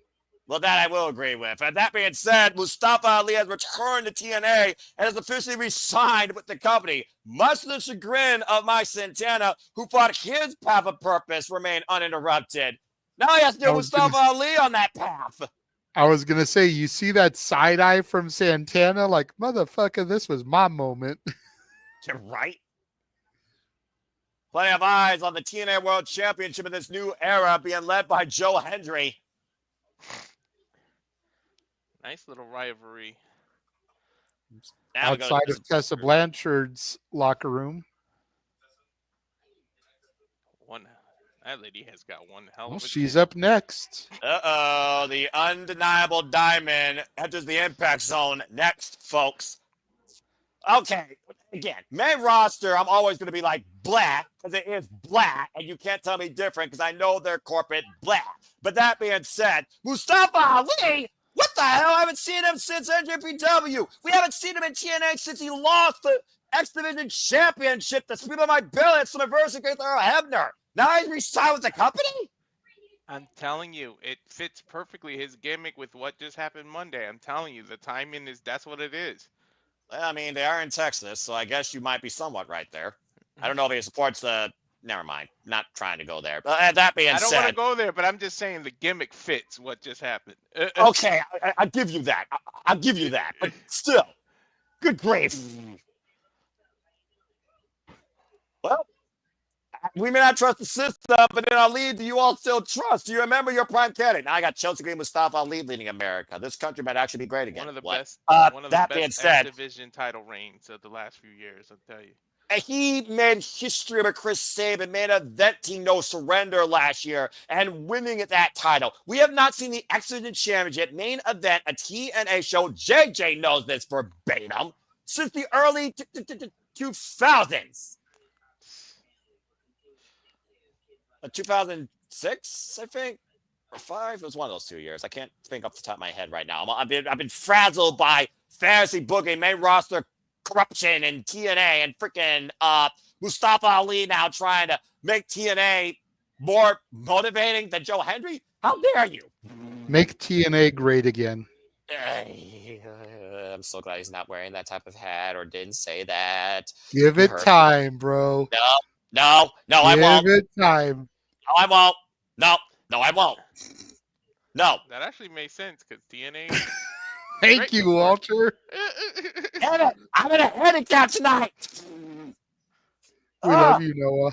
I'm telling y'all gotta you, wear when the shoe fits, you gotta wear it, man. Wear slip-ons like this Gen Z that doesn't know how to wear socks. Anyway, friggin' Mike Santana, Mustafa Ali now going to be eyeing the main event again. Kazarian, no telling if he's going to actually show up tonight as well. Don't make me rant about that. I was talking to my wife about that. The freaking whole new thing with shoes and no socks. What the hell is that? I have no idea. That's been a thing for a long time. It's really picked up the last year, though, JJ. Have you come on? No, it's more like the last It's 4 or been 5 the years. last decade or so, Dude. bro. That's stupid. Ay. Even Gunther can't pull it off. When he does it, I'm like, oh, come on, dude. I mean, I'm curious to see what Tessa Blanchard is going to say, though, because like I said, yeah. now that we know Jordan Grace is done with TNA, is she going to make some kind of heel promo about driving her from the company? Like, Well, the moment is now. Here comes the undeniable Diamond, and maybe undeniable to say that she is the face of the Knockouts now, even without that Knockouts World Championship. And to your point, JJ, I imagine that she is going to have definitely an open mission statement for this entire locker room and this entire division. That woman has a freaking getting jawline. booed out of the quagmire, arena, you'd be but jealous. like a true heel, she just soaks it all up. Just like a Charlotte Flair, undeniable Diamond here of TNA. I'm telling you, put them together as a tag team, Flair and Blanchard. Yeah. Let Lexis Keane manage them. Tessa Quagmire, giggity, that chin. Oh, for love of Pete. Family Guy is corrupting this nation worse than South Park. I said what I said. Simpson started it. I know. Right. But Simpsons fall off the grid a long time ago when all those other shows came into Fox's domain. Stupid, piss poor, backwards ass liberal network. Anyway, Tessa Blanchard now speaks.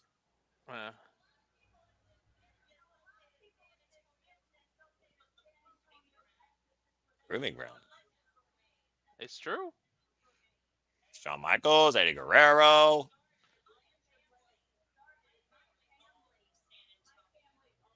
Third generation. And there's Tully Blanchard in the audience. Yes, sir. She ain't telling no lies.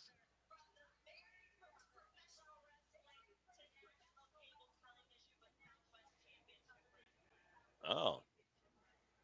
Her grandfather brought the first wrestling to cable with Southwest Championship Wrestling.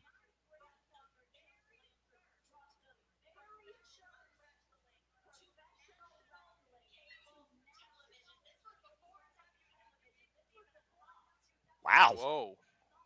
That's saying something.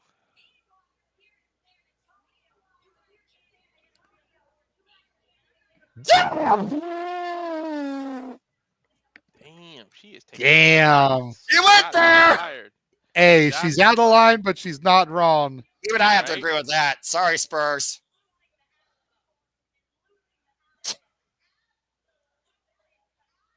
Mm-hmm. Man, she San is. Antonio is known for losing the Alamo, which I wonder if the basement still houses Pee Wee's bike. Right? Thank you for getting that joke, Walter. Uh-huh. Because we know you watch movies. Yeah. This is the Tesla right now. Unleash your own nuke on this mic. Joe Blanchard. I love how she just leans into the heel. Hey, she owns what she is. She is what she is. There's no denying it. Maybe that should be her new theme song, Eminem's The Way I Am. Right? I don't know if TNA can afford that. Greater than about Eric. Okay.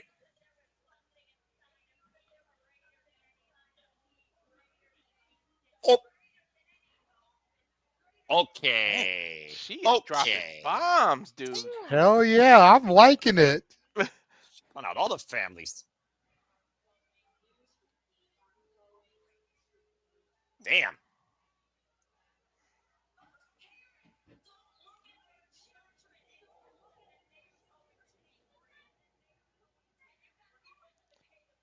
Loving that she's leaning into her own bloodline.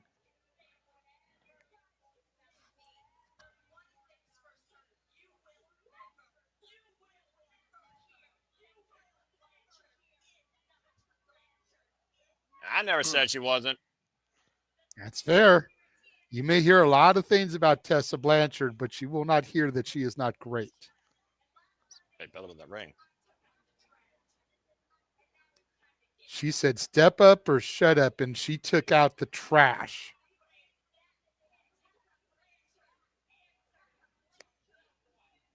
Tessa Blanchard answers to no one. Well, TNA put on notice. Not much more you can say after that. Damn, what a promo. Shit. I mean, you go from Jordan Grace, you think about the evolution of this division from Awesome Khan to Gail Kim to all the way forward to Virtuoso Diana Peraza to Jordan Grace. Now you have Tessa Blanchard at the ranks. She dropped more bombs in the beginning of the Dudley theme. Shit. That was CM Punk level pipe bombs. Right? You're right. Anyway, let's go ahead and look towards our main event, guys. TNA World Championship. Tell the tape. Minimum difference here between, of course, height and weight. Of course, Joe Hendry has 250 pounds of pure elevation. We know he has the stand elevation, the trust fall. Why, of course, McIntyre has real signs of reboot. Like I said previously, he was the longest reigning TNA Digital Media champion. And he's also the first in TNA Wrestling to main event in WPLE and NXT No Mercy, as he's now the new TNA World Champion. Why Matt Cardona is previously a United States attack team. Oh, fuck me. Here comes that crook. I knew he was not. You asked if he was going to be here. Well, here he is. Ladies and gentlemen, the man who earlier today re-signed with TNA Wrestling. He's not just the coolest. He is not the future anymore, as he is the present. He is the king of TNA, Frankie Kazarian. And somehow his jaw is still intact. A little earlier. You know, all you had to do was wait for the future. And the future looks good. Well, keep saying it till the cows come home. How fitting in the home of the Alamo. You're not a king until you actually hold a crown. And that means that Kazarian tried to seize the crown this past Sunday at Jazz before John Layfield took his damn head off. And it looks like he's going to have another ringside seat on commentary. I'm sorry, Tom. I told you Joe Hendry on Simply Predicting he's going to hold off until he comes home. Yeah, that is the ego that Frankie Kazarian has. Oh, good grief. JBL's clothesline was just the catalyst in keeping my prediction true. Mm-hmm. Nonetheless, I'm not going to focus on this guy, crook. I'm going to focus on the men that matter that are in the ring, and that is Joe Hendry and Matt Cardona for the TNA World Championship. Let's see if Matt Cardona truly is always ready in his return home to TNA. Time for our main event. Good grief. About enough times my blood pressure probably hit triple digits tonight. I still can't believe it. Oh, dude. Like I say, he's always ready. Of course, the last time we saw Matt Cardona in the ring for a championship near the main event, it was for the Ring of Honor World Championship against Chris Jericho at Ring of Honor Final Battle. In the previous time, we saw Matt Cardona take on Adam Copeland for the TNT Championship. Now he returns home to TNA once again, not challenging for the Digital Media Championship, but the TNA World Championship against a man he knows a whole lot about, including losing to Joe Hendry. And of course, you can go listen to one of Joe Hendry's greatest hits, Edge's Bitch, on Spotify today, or the Joe Hendry User channel, inspired by Myers pops up in this match, Noah. What? I wonder if Myers pops up in this match. Does Cardona trust the system, to your points? You got to figure if anybody is going to get involved in this match, you've got Nick Nemeth, You've got Ryan Nemeth. You got Kaz there at ringside. You've got the looming JBL. Okay, go ahead, continue. I don't think we need Brian Myers in this match, if we're being honest. Yeah, I was just joking because of the thing, but I know, yeah, you got too many. I know other you were going fellas. back to the edge heads, the major players, Hawkins and Ryder. Edges, bitches. Damn, that belt looked good around his waist. And of course, Joe Hendry culminated a 12-year journey to become the face of TNA, beating Nick Nemeth, the wanted man, at Jazz this past Sunday in the main event. Now motivating the masses as the TNA World Champion. I love that Cardona. Cardona could literally pop up in any company he wants. This is cool. He is the indie guy for a reason, even though he calls himself the Deathmatch King. Matt Cardona said himself, Zack Ryder is dead. And Matt Cardona has been literally a trailblazer and a world trender across the entire professional wrestling landscape. Guys, we talked a little bit earlier about the number 23 being an entrant in the Rumble. Mm-hmm. Yes. And granted, we already got the exposure of who it was, but who has been long connected to Steph DeLander? Matt Cardona. Matt Cardona, yeah. What if he's number 23 in the Rumble? Mm-hmm. You never Well, know. I was just going to say he could be in the Just a Rumble. way to parlay the gimmick even further. Then you've got TNA, Raw, SmackDown, NXT, GCW. You've got the indie darling.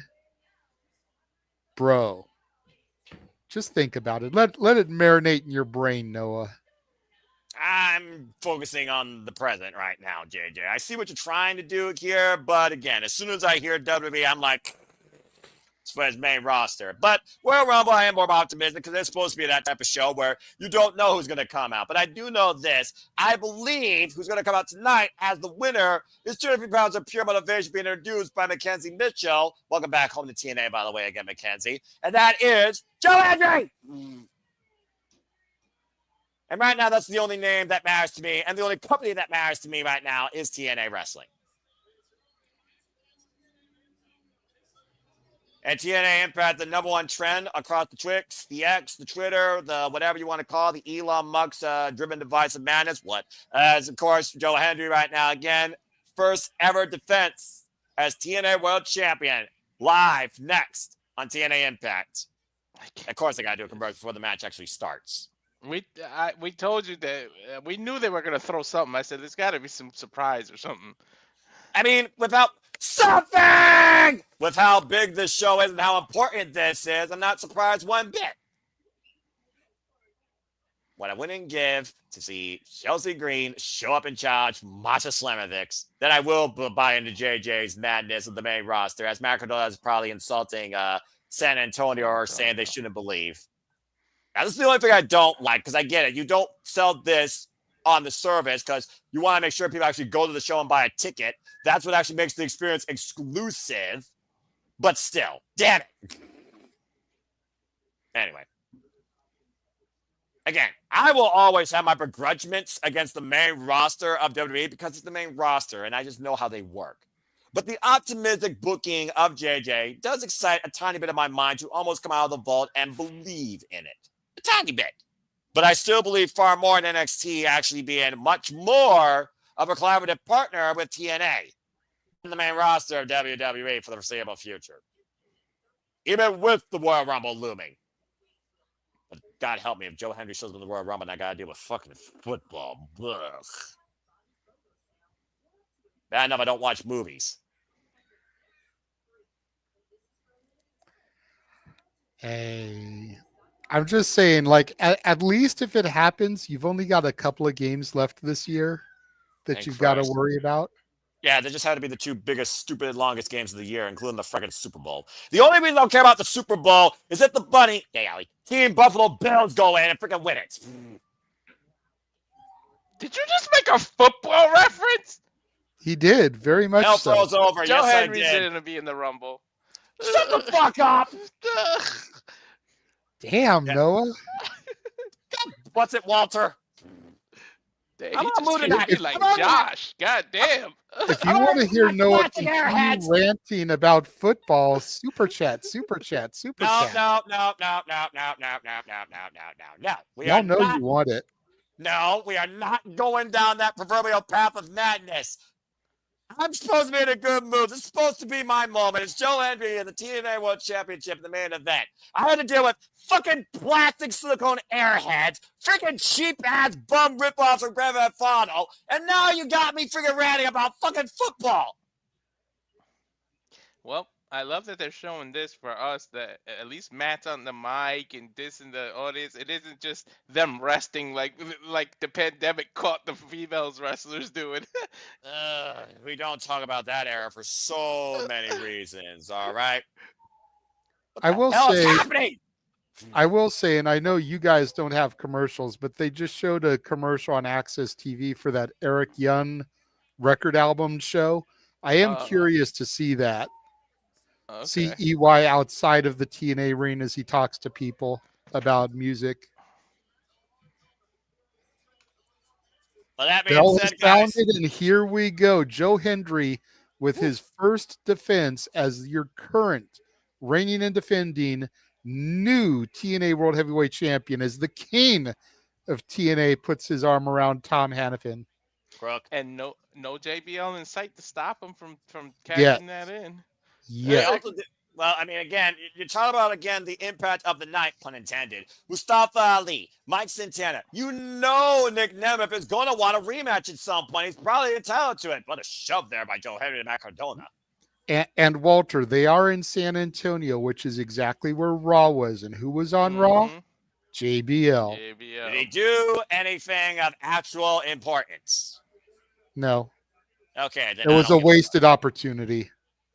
WWE, wasted opportunity. Boy, that goes in the same sentence often when it comes to the main roster. Just But saying. hey, They had him Now- do a backstage segment with the New Day, and then he did commentary for their match.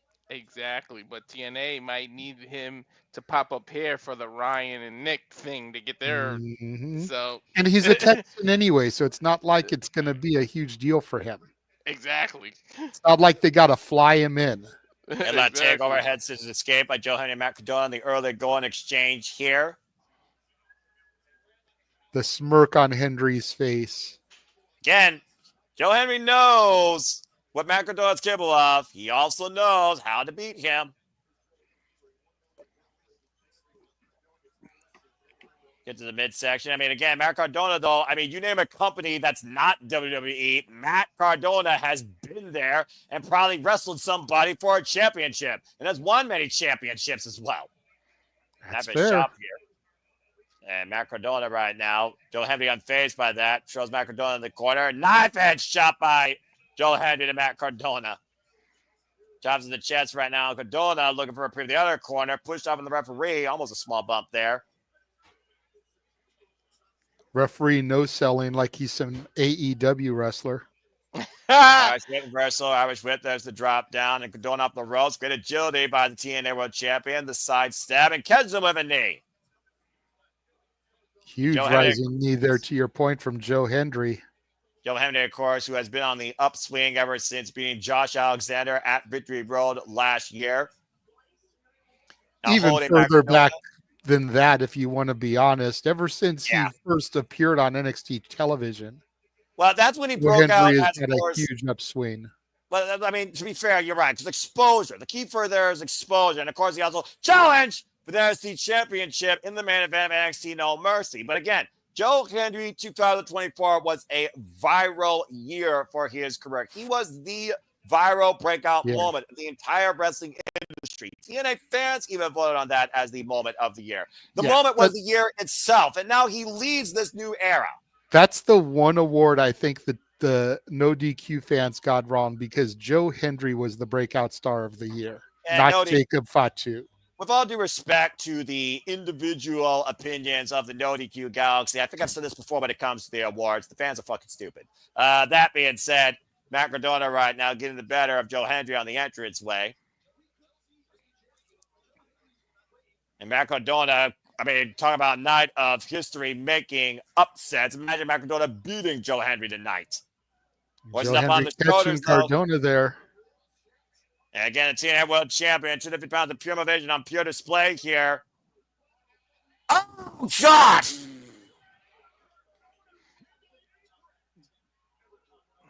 Hard to find driver across awkwardly into the apron. Take a look at the replay here.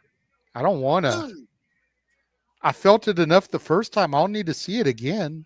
You saw the way that his back literally curved.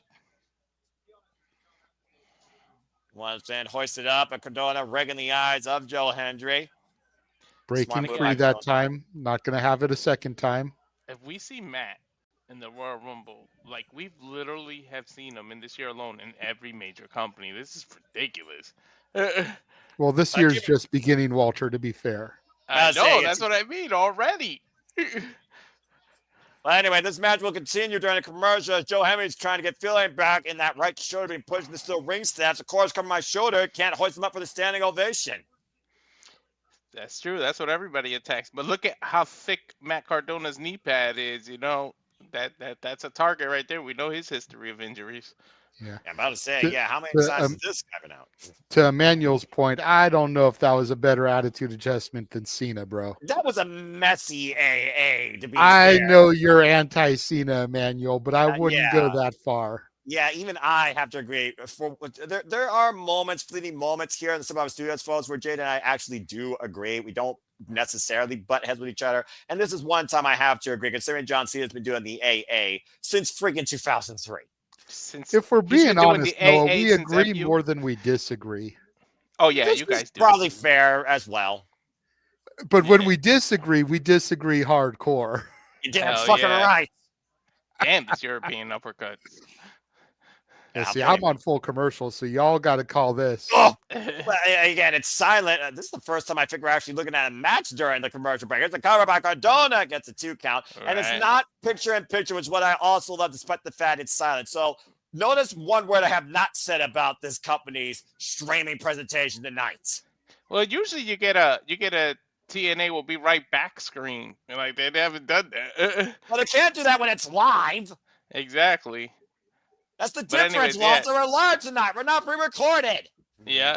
But what I was saying, John Cena's been doing the AA since it was the FU. So, phew. Exactly, 2003. Just 2 different letters when they went freaking PG. And Matt Cardona following up, though, just jumping forward with a forearm. Out Bringing of Joe the Hendry corner. down. John It's Cardona Cena's to been doing cover. the AA since we could see him. Right? This is accurate. I literally just got to be watching the Royal Rumble 2008 for that matter, too. Probably the last good Rumble I cared about.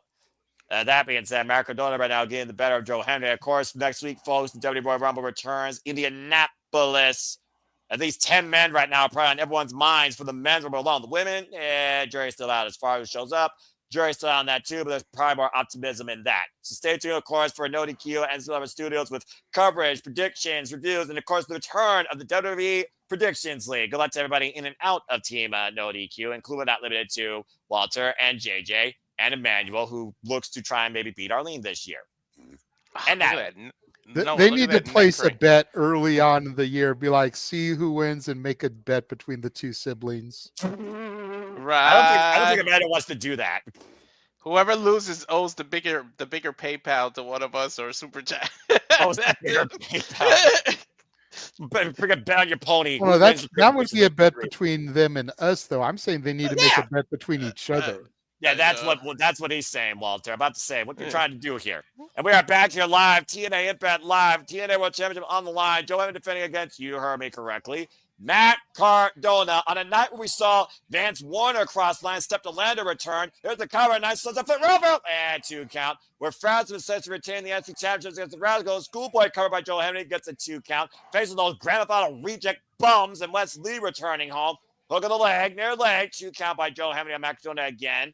We saw Corey J cross the line and send Masha Slamovich a kill warrant that cost Masha and Spitfire against Ash and Heather by Elegance against Rosemary and Trios action. We also saw the return of Mustafa Ali, who said he's re-signed with TNA Wrestling. We already got updates for next week where it's not live, but Eric Young and Josh Alexander will tag team together against the Northern Armory.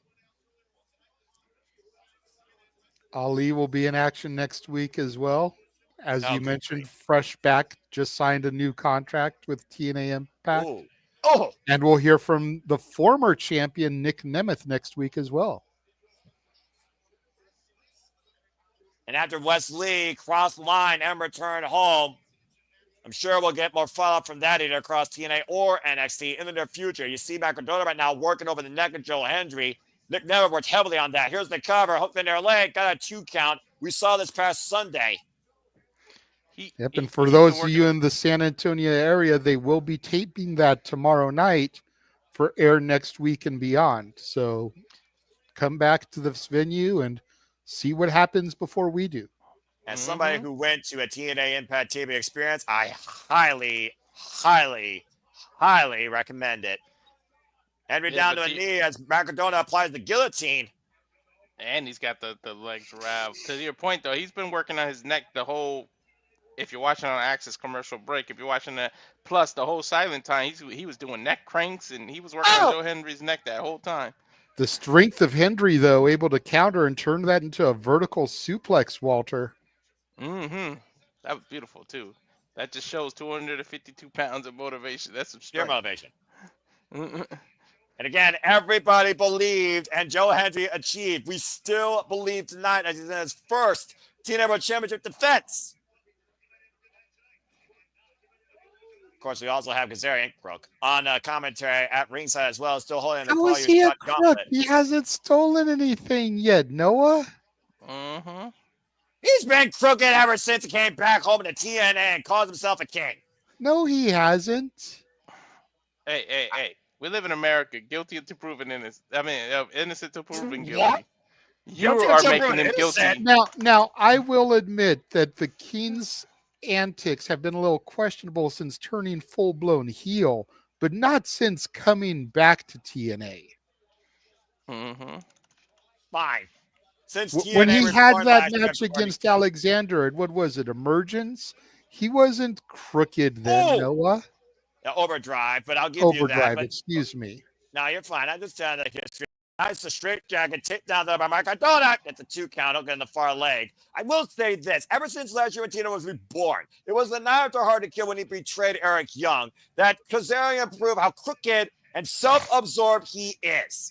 Now calling himself a king of TNA. I understand you were part of the OG, maybe the first class of this company, but you damn sure don't deserve a coronation for it in 2024 or 2025. In order to be called for when you're not even the damn champion. And that friggin' boot to the side of Joe Hendry, though, might literally halt Joe Hendry's motivation for now. Take a look at the replay here. Broski boot to the side of the head of Joe Hendry. Hendry did say, though, earlier on tonight, he will defend this title against anyone from anywhere. Wishful thinking, my friend. Too early in the rain. Hoisted up, though, up on the shoulder. Macadona escapes, though. And a throat thrust right to Joe Hendry's larynx. Up the second. Big missile drop kick takes down the champion. Oh, and a short-range DDT follow-up. Can he win the title? Kick at it, too. No.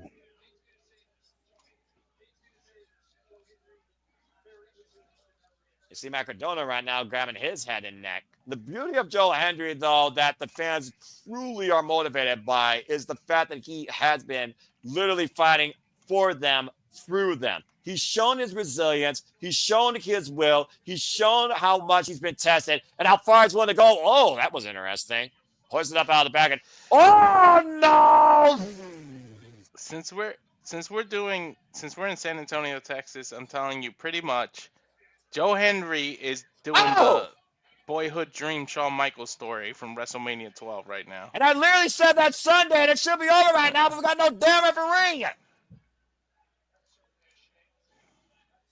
Well, damn it. But you know what we do have? We have a King of TNA ringside. Oh, shit. Mm-hmm.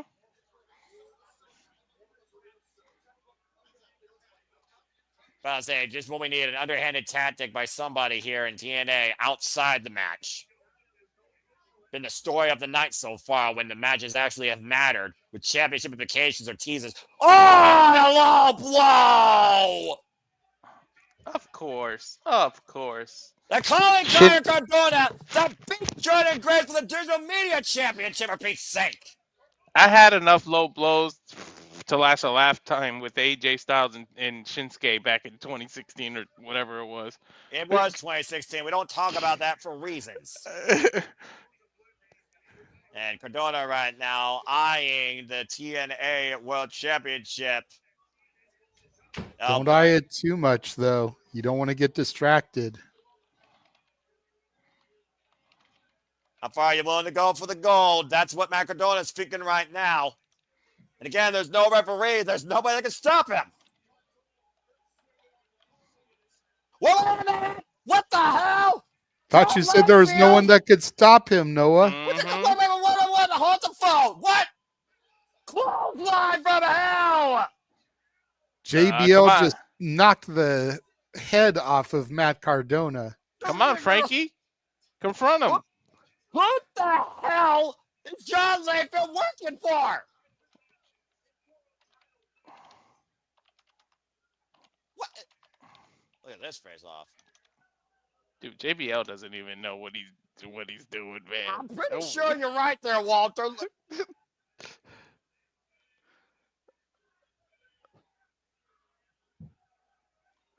Both men just staring a hole through each other. Joe Hendry doesn't really know what to think. John Layfield arrive, clothesline leave, and Matt Cardona with the belt. Oh no! Not like this! Out of the face! Up the near leg! Referee coming to consciousness! Not like this! Don't you dare end it like this! Two! Matt Cardona just off! Big Christ! Joe Hendry kicked out. How did Frankie, nor Nick, nor Ryan didn't confront JBL? Right? And how is it that after that clothesline from hell, Cardona was up before Hendry? Well, the match continues. The Matt Cardona still has the belt. I don't know the answer to those questions, but I do know what He's got him goozled, Noah. Got him hooked up with one hand, the standing ovation. Cover. Joe Hendry retains. What the fuck just happened? A lot.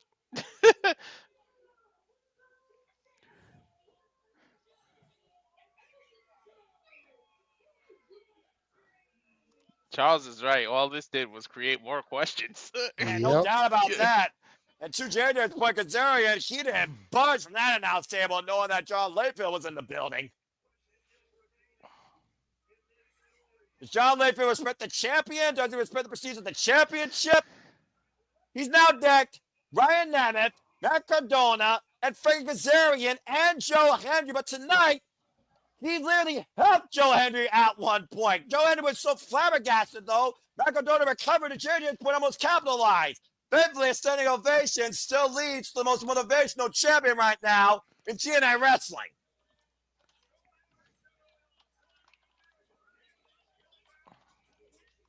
We've always said, guys, it's always a battle when you are the chaser versus the chase. He's already overcome one uphill battle. There's no telling where he goes from here, down to here or even higher. But for now, I know where we go as the feed goes off the air. For Walter Cruz, for JJ Williams, this has been TNA Impact Live. More questions than answers, most certainly, as NXTNA is in full swing. Thanks for tuning into our coverage tonight. We'll see you Saturday, ironically, for both Saturday Night Main Event and AEW Homecoming simulcast. Thanks for tuning in to Simple Iowa Studios.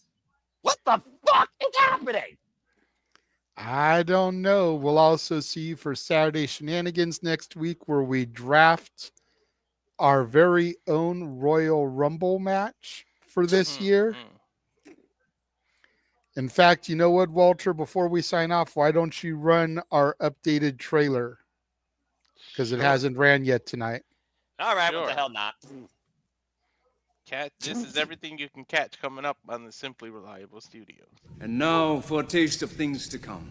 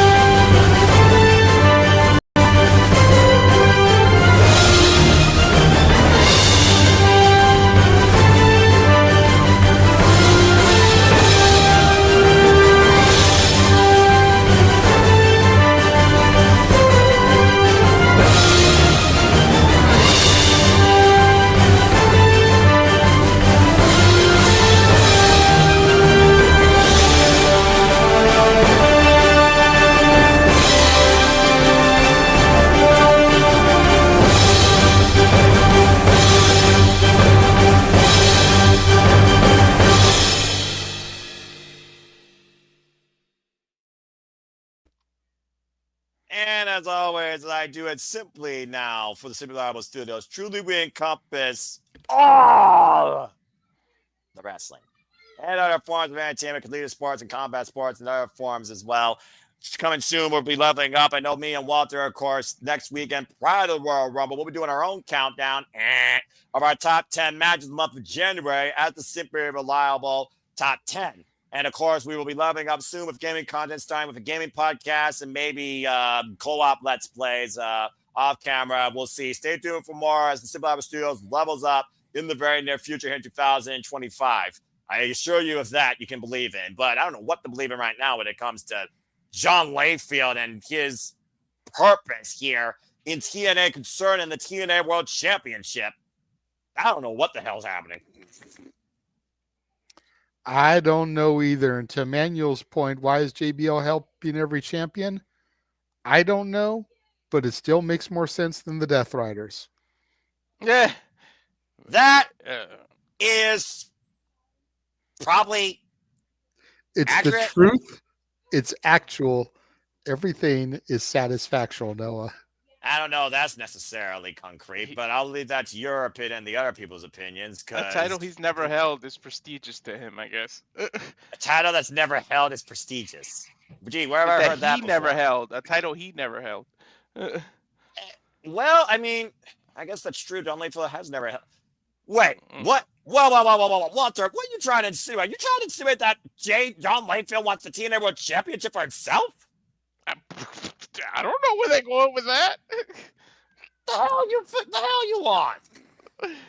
Hey, right now the TNA Championship's got a more prestigious lineage than either of the WWE Championships. Right. This is very accurate. And Definitely the AEW Championship. This is also accurate, at least for the men.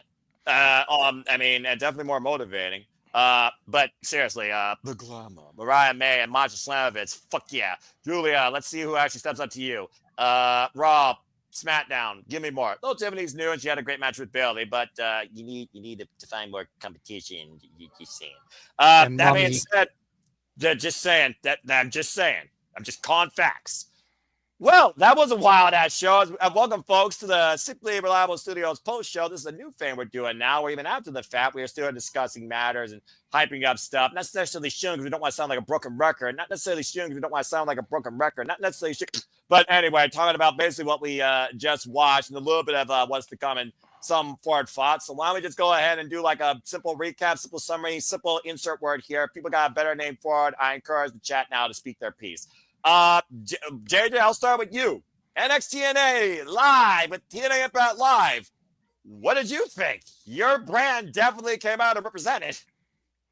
They most definitely did. I'm glad there was more crossover than just Fraxiom. I'll give you that. Cora, not exactly a surprise after what we saw on Genesis. No. Wesley, kind of expected. I mean, even though I did call it, it was nice seeing Tyson and Tyreek cross the line. They're two guys that I definitely think could benefit from the additional reps because they're not getting a whole lot of matches on NXT television. Maybe that'll change here in the coming weeks with the alliance they've formed with Wesley, the former Rascalz. But I think they definitely can benefit from bouncing back and forth here. I think that the people that they had crossover tonight, Ariana Grace, of course, Miss NXT, the liaison, as you were. Yes, liaison. I think the people they had crossover were good choices. I'm curious to see where things go with Fraxiom now, if we start to build toward the belt collectors again.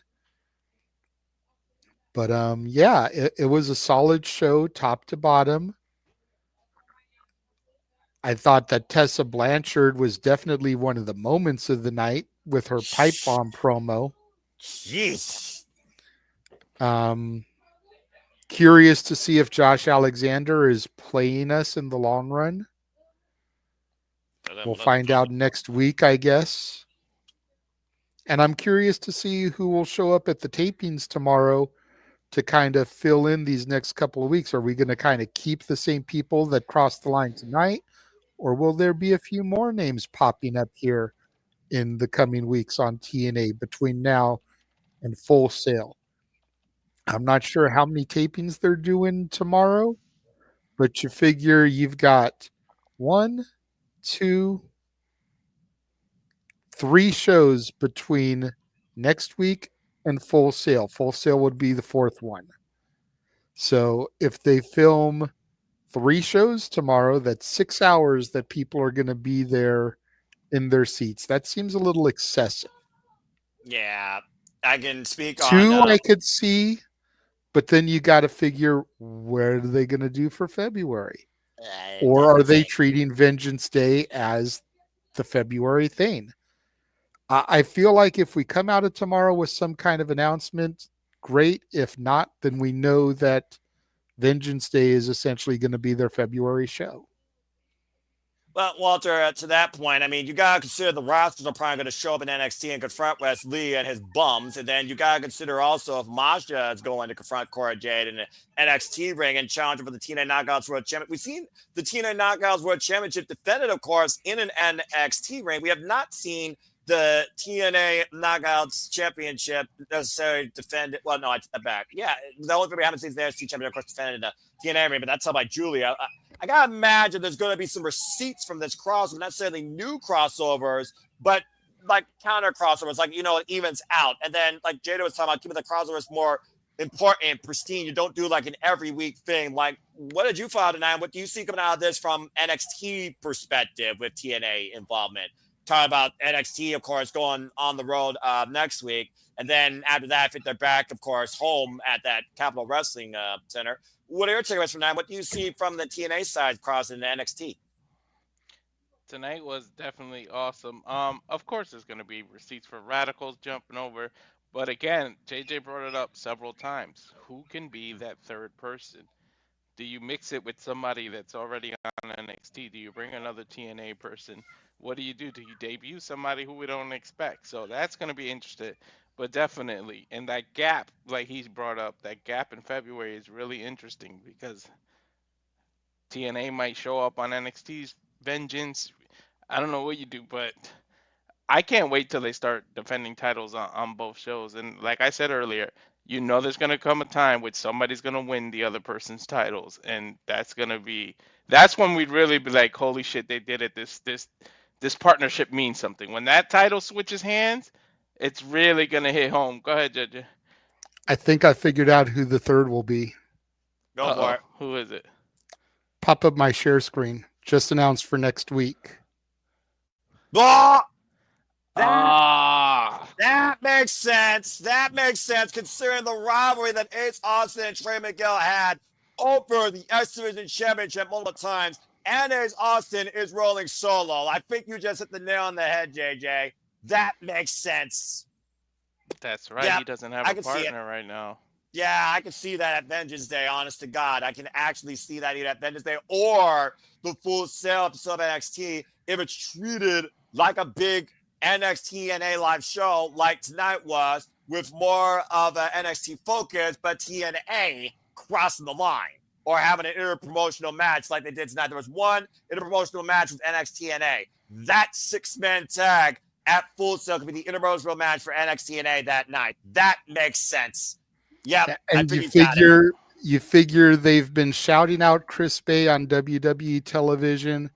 I saw a picture posted by Natalia on social media where all the people that were training in the dungeon were wearing the Chris Bay t-shirts. Respect. So I could see that being the third now. Trey Miguel, Zachary Wentz, and Ace Austin versus Tyson, Tyreek, and Wesley. Yeah, I think he's hit the nail on the head. I think you're absolutely on point. And then as far as when you get the Hardys versus Fraxiom, a suspension disbelief's up in the air, but also they might segue that a little bit for a while because Jeff Hardy, let's just go ahead and put this out here. Jeff Hardy pinned the X Division Championship. Moose is not going to leave that alone. They are going to come back for revenge. Hell bent on breaking or deleting the Hardys. Sounds like we might get Jeff Hardy versus Moose in the very near future for the X Division Championship because of what happened tonight. Very, very possible. Mhm.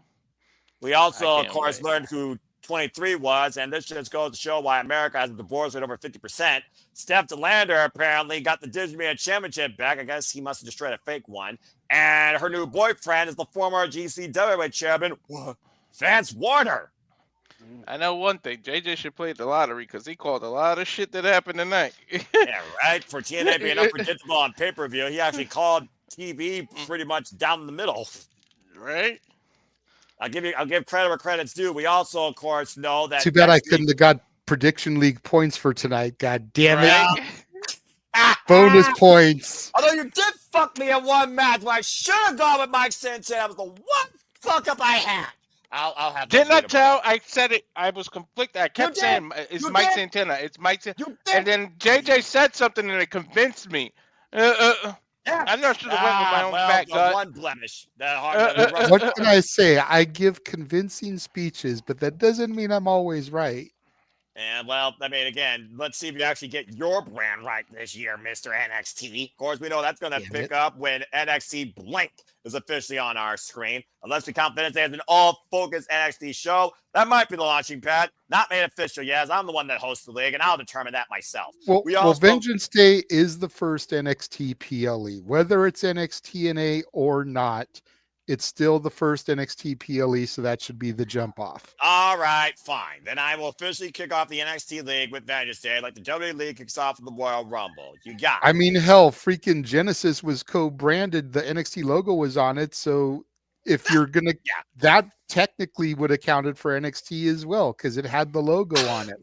But if you're keeping that separate as TNA, then Vengeance Day this is what we're going to do. Separate for NXT.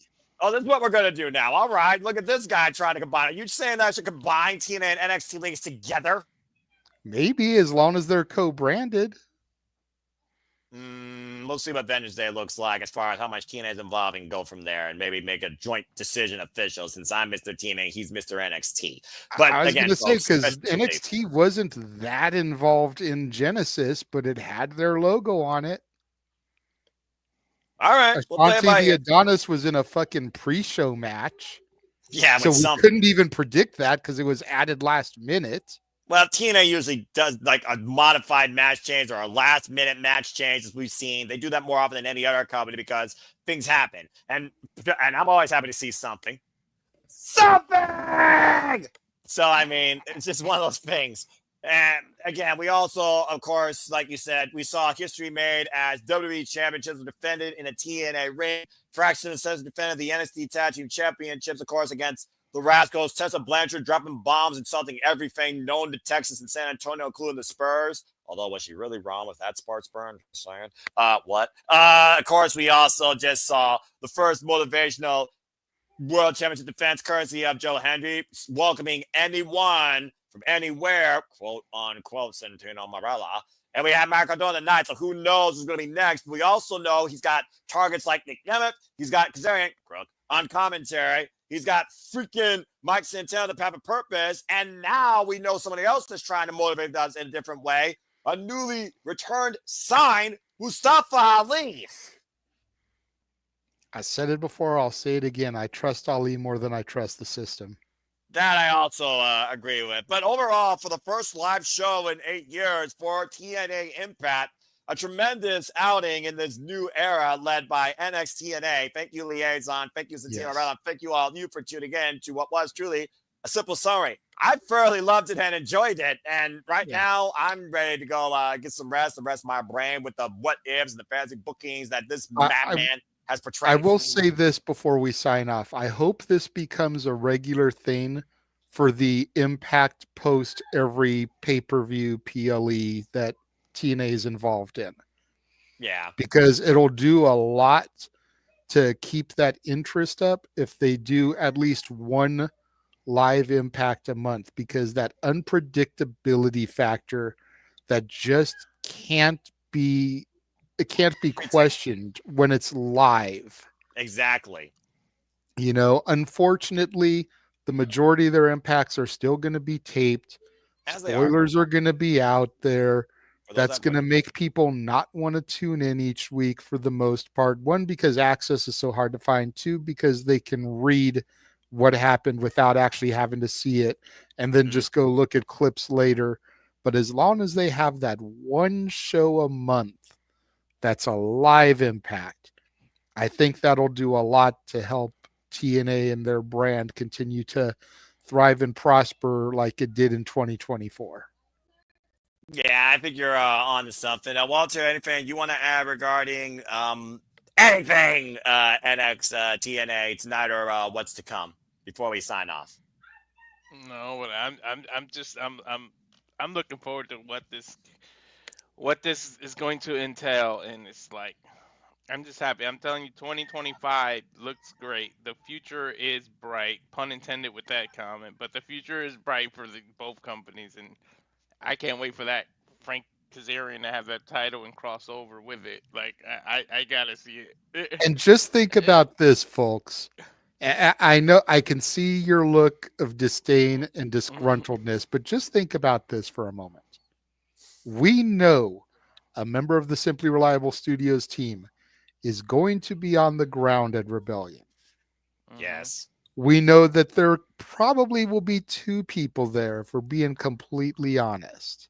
Yes.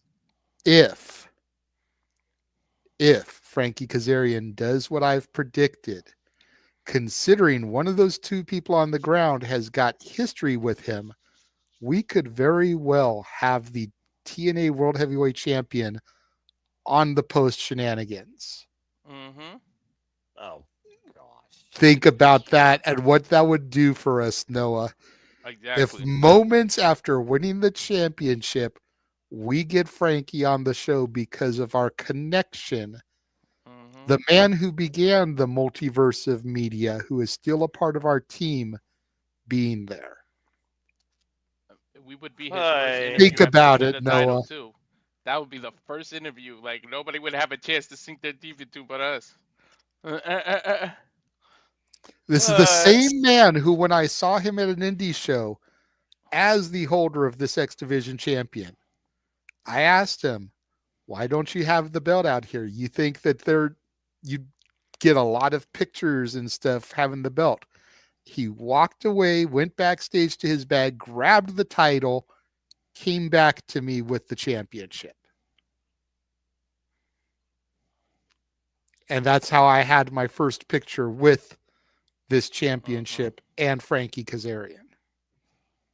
Well, I guess only time will tell, because like you said, that's still a long way away, but it does sound like you're defining the future very soon, much to my chagrin. But I guess that's not the most horrible thing that could happen this year. As long as those ignorants of Elegance don't capture those Knockouts Tag Team Championships, maybe my blood pressure will survive that night at Rebellion. With that being said, Safet, Noah, JJ with the you gotta hit them ass. with the Chad Gable. And then when we do our highlight reel for the end of 2025, Frankie Kazarian on the shenanigans is part of the highlight reel. Right. James already got a year and a month of highlights to freaking create. That crazy man. Something! But I know I'm ready to also do something else right now because I can't cover everything else. Noah.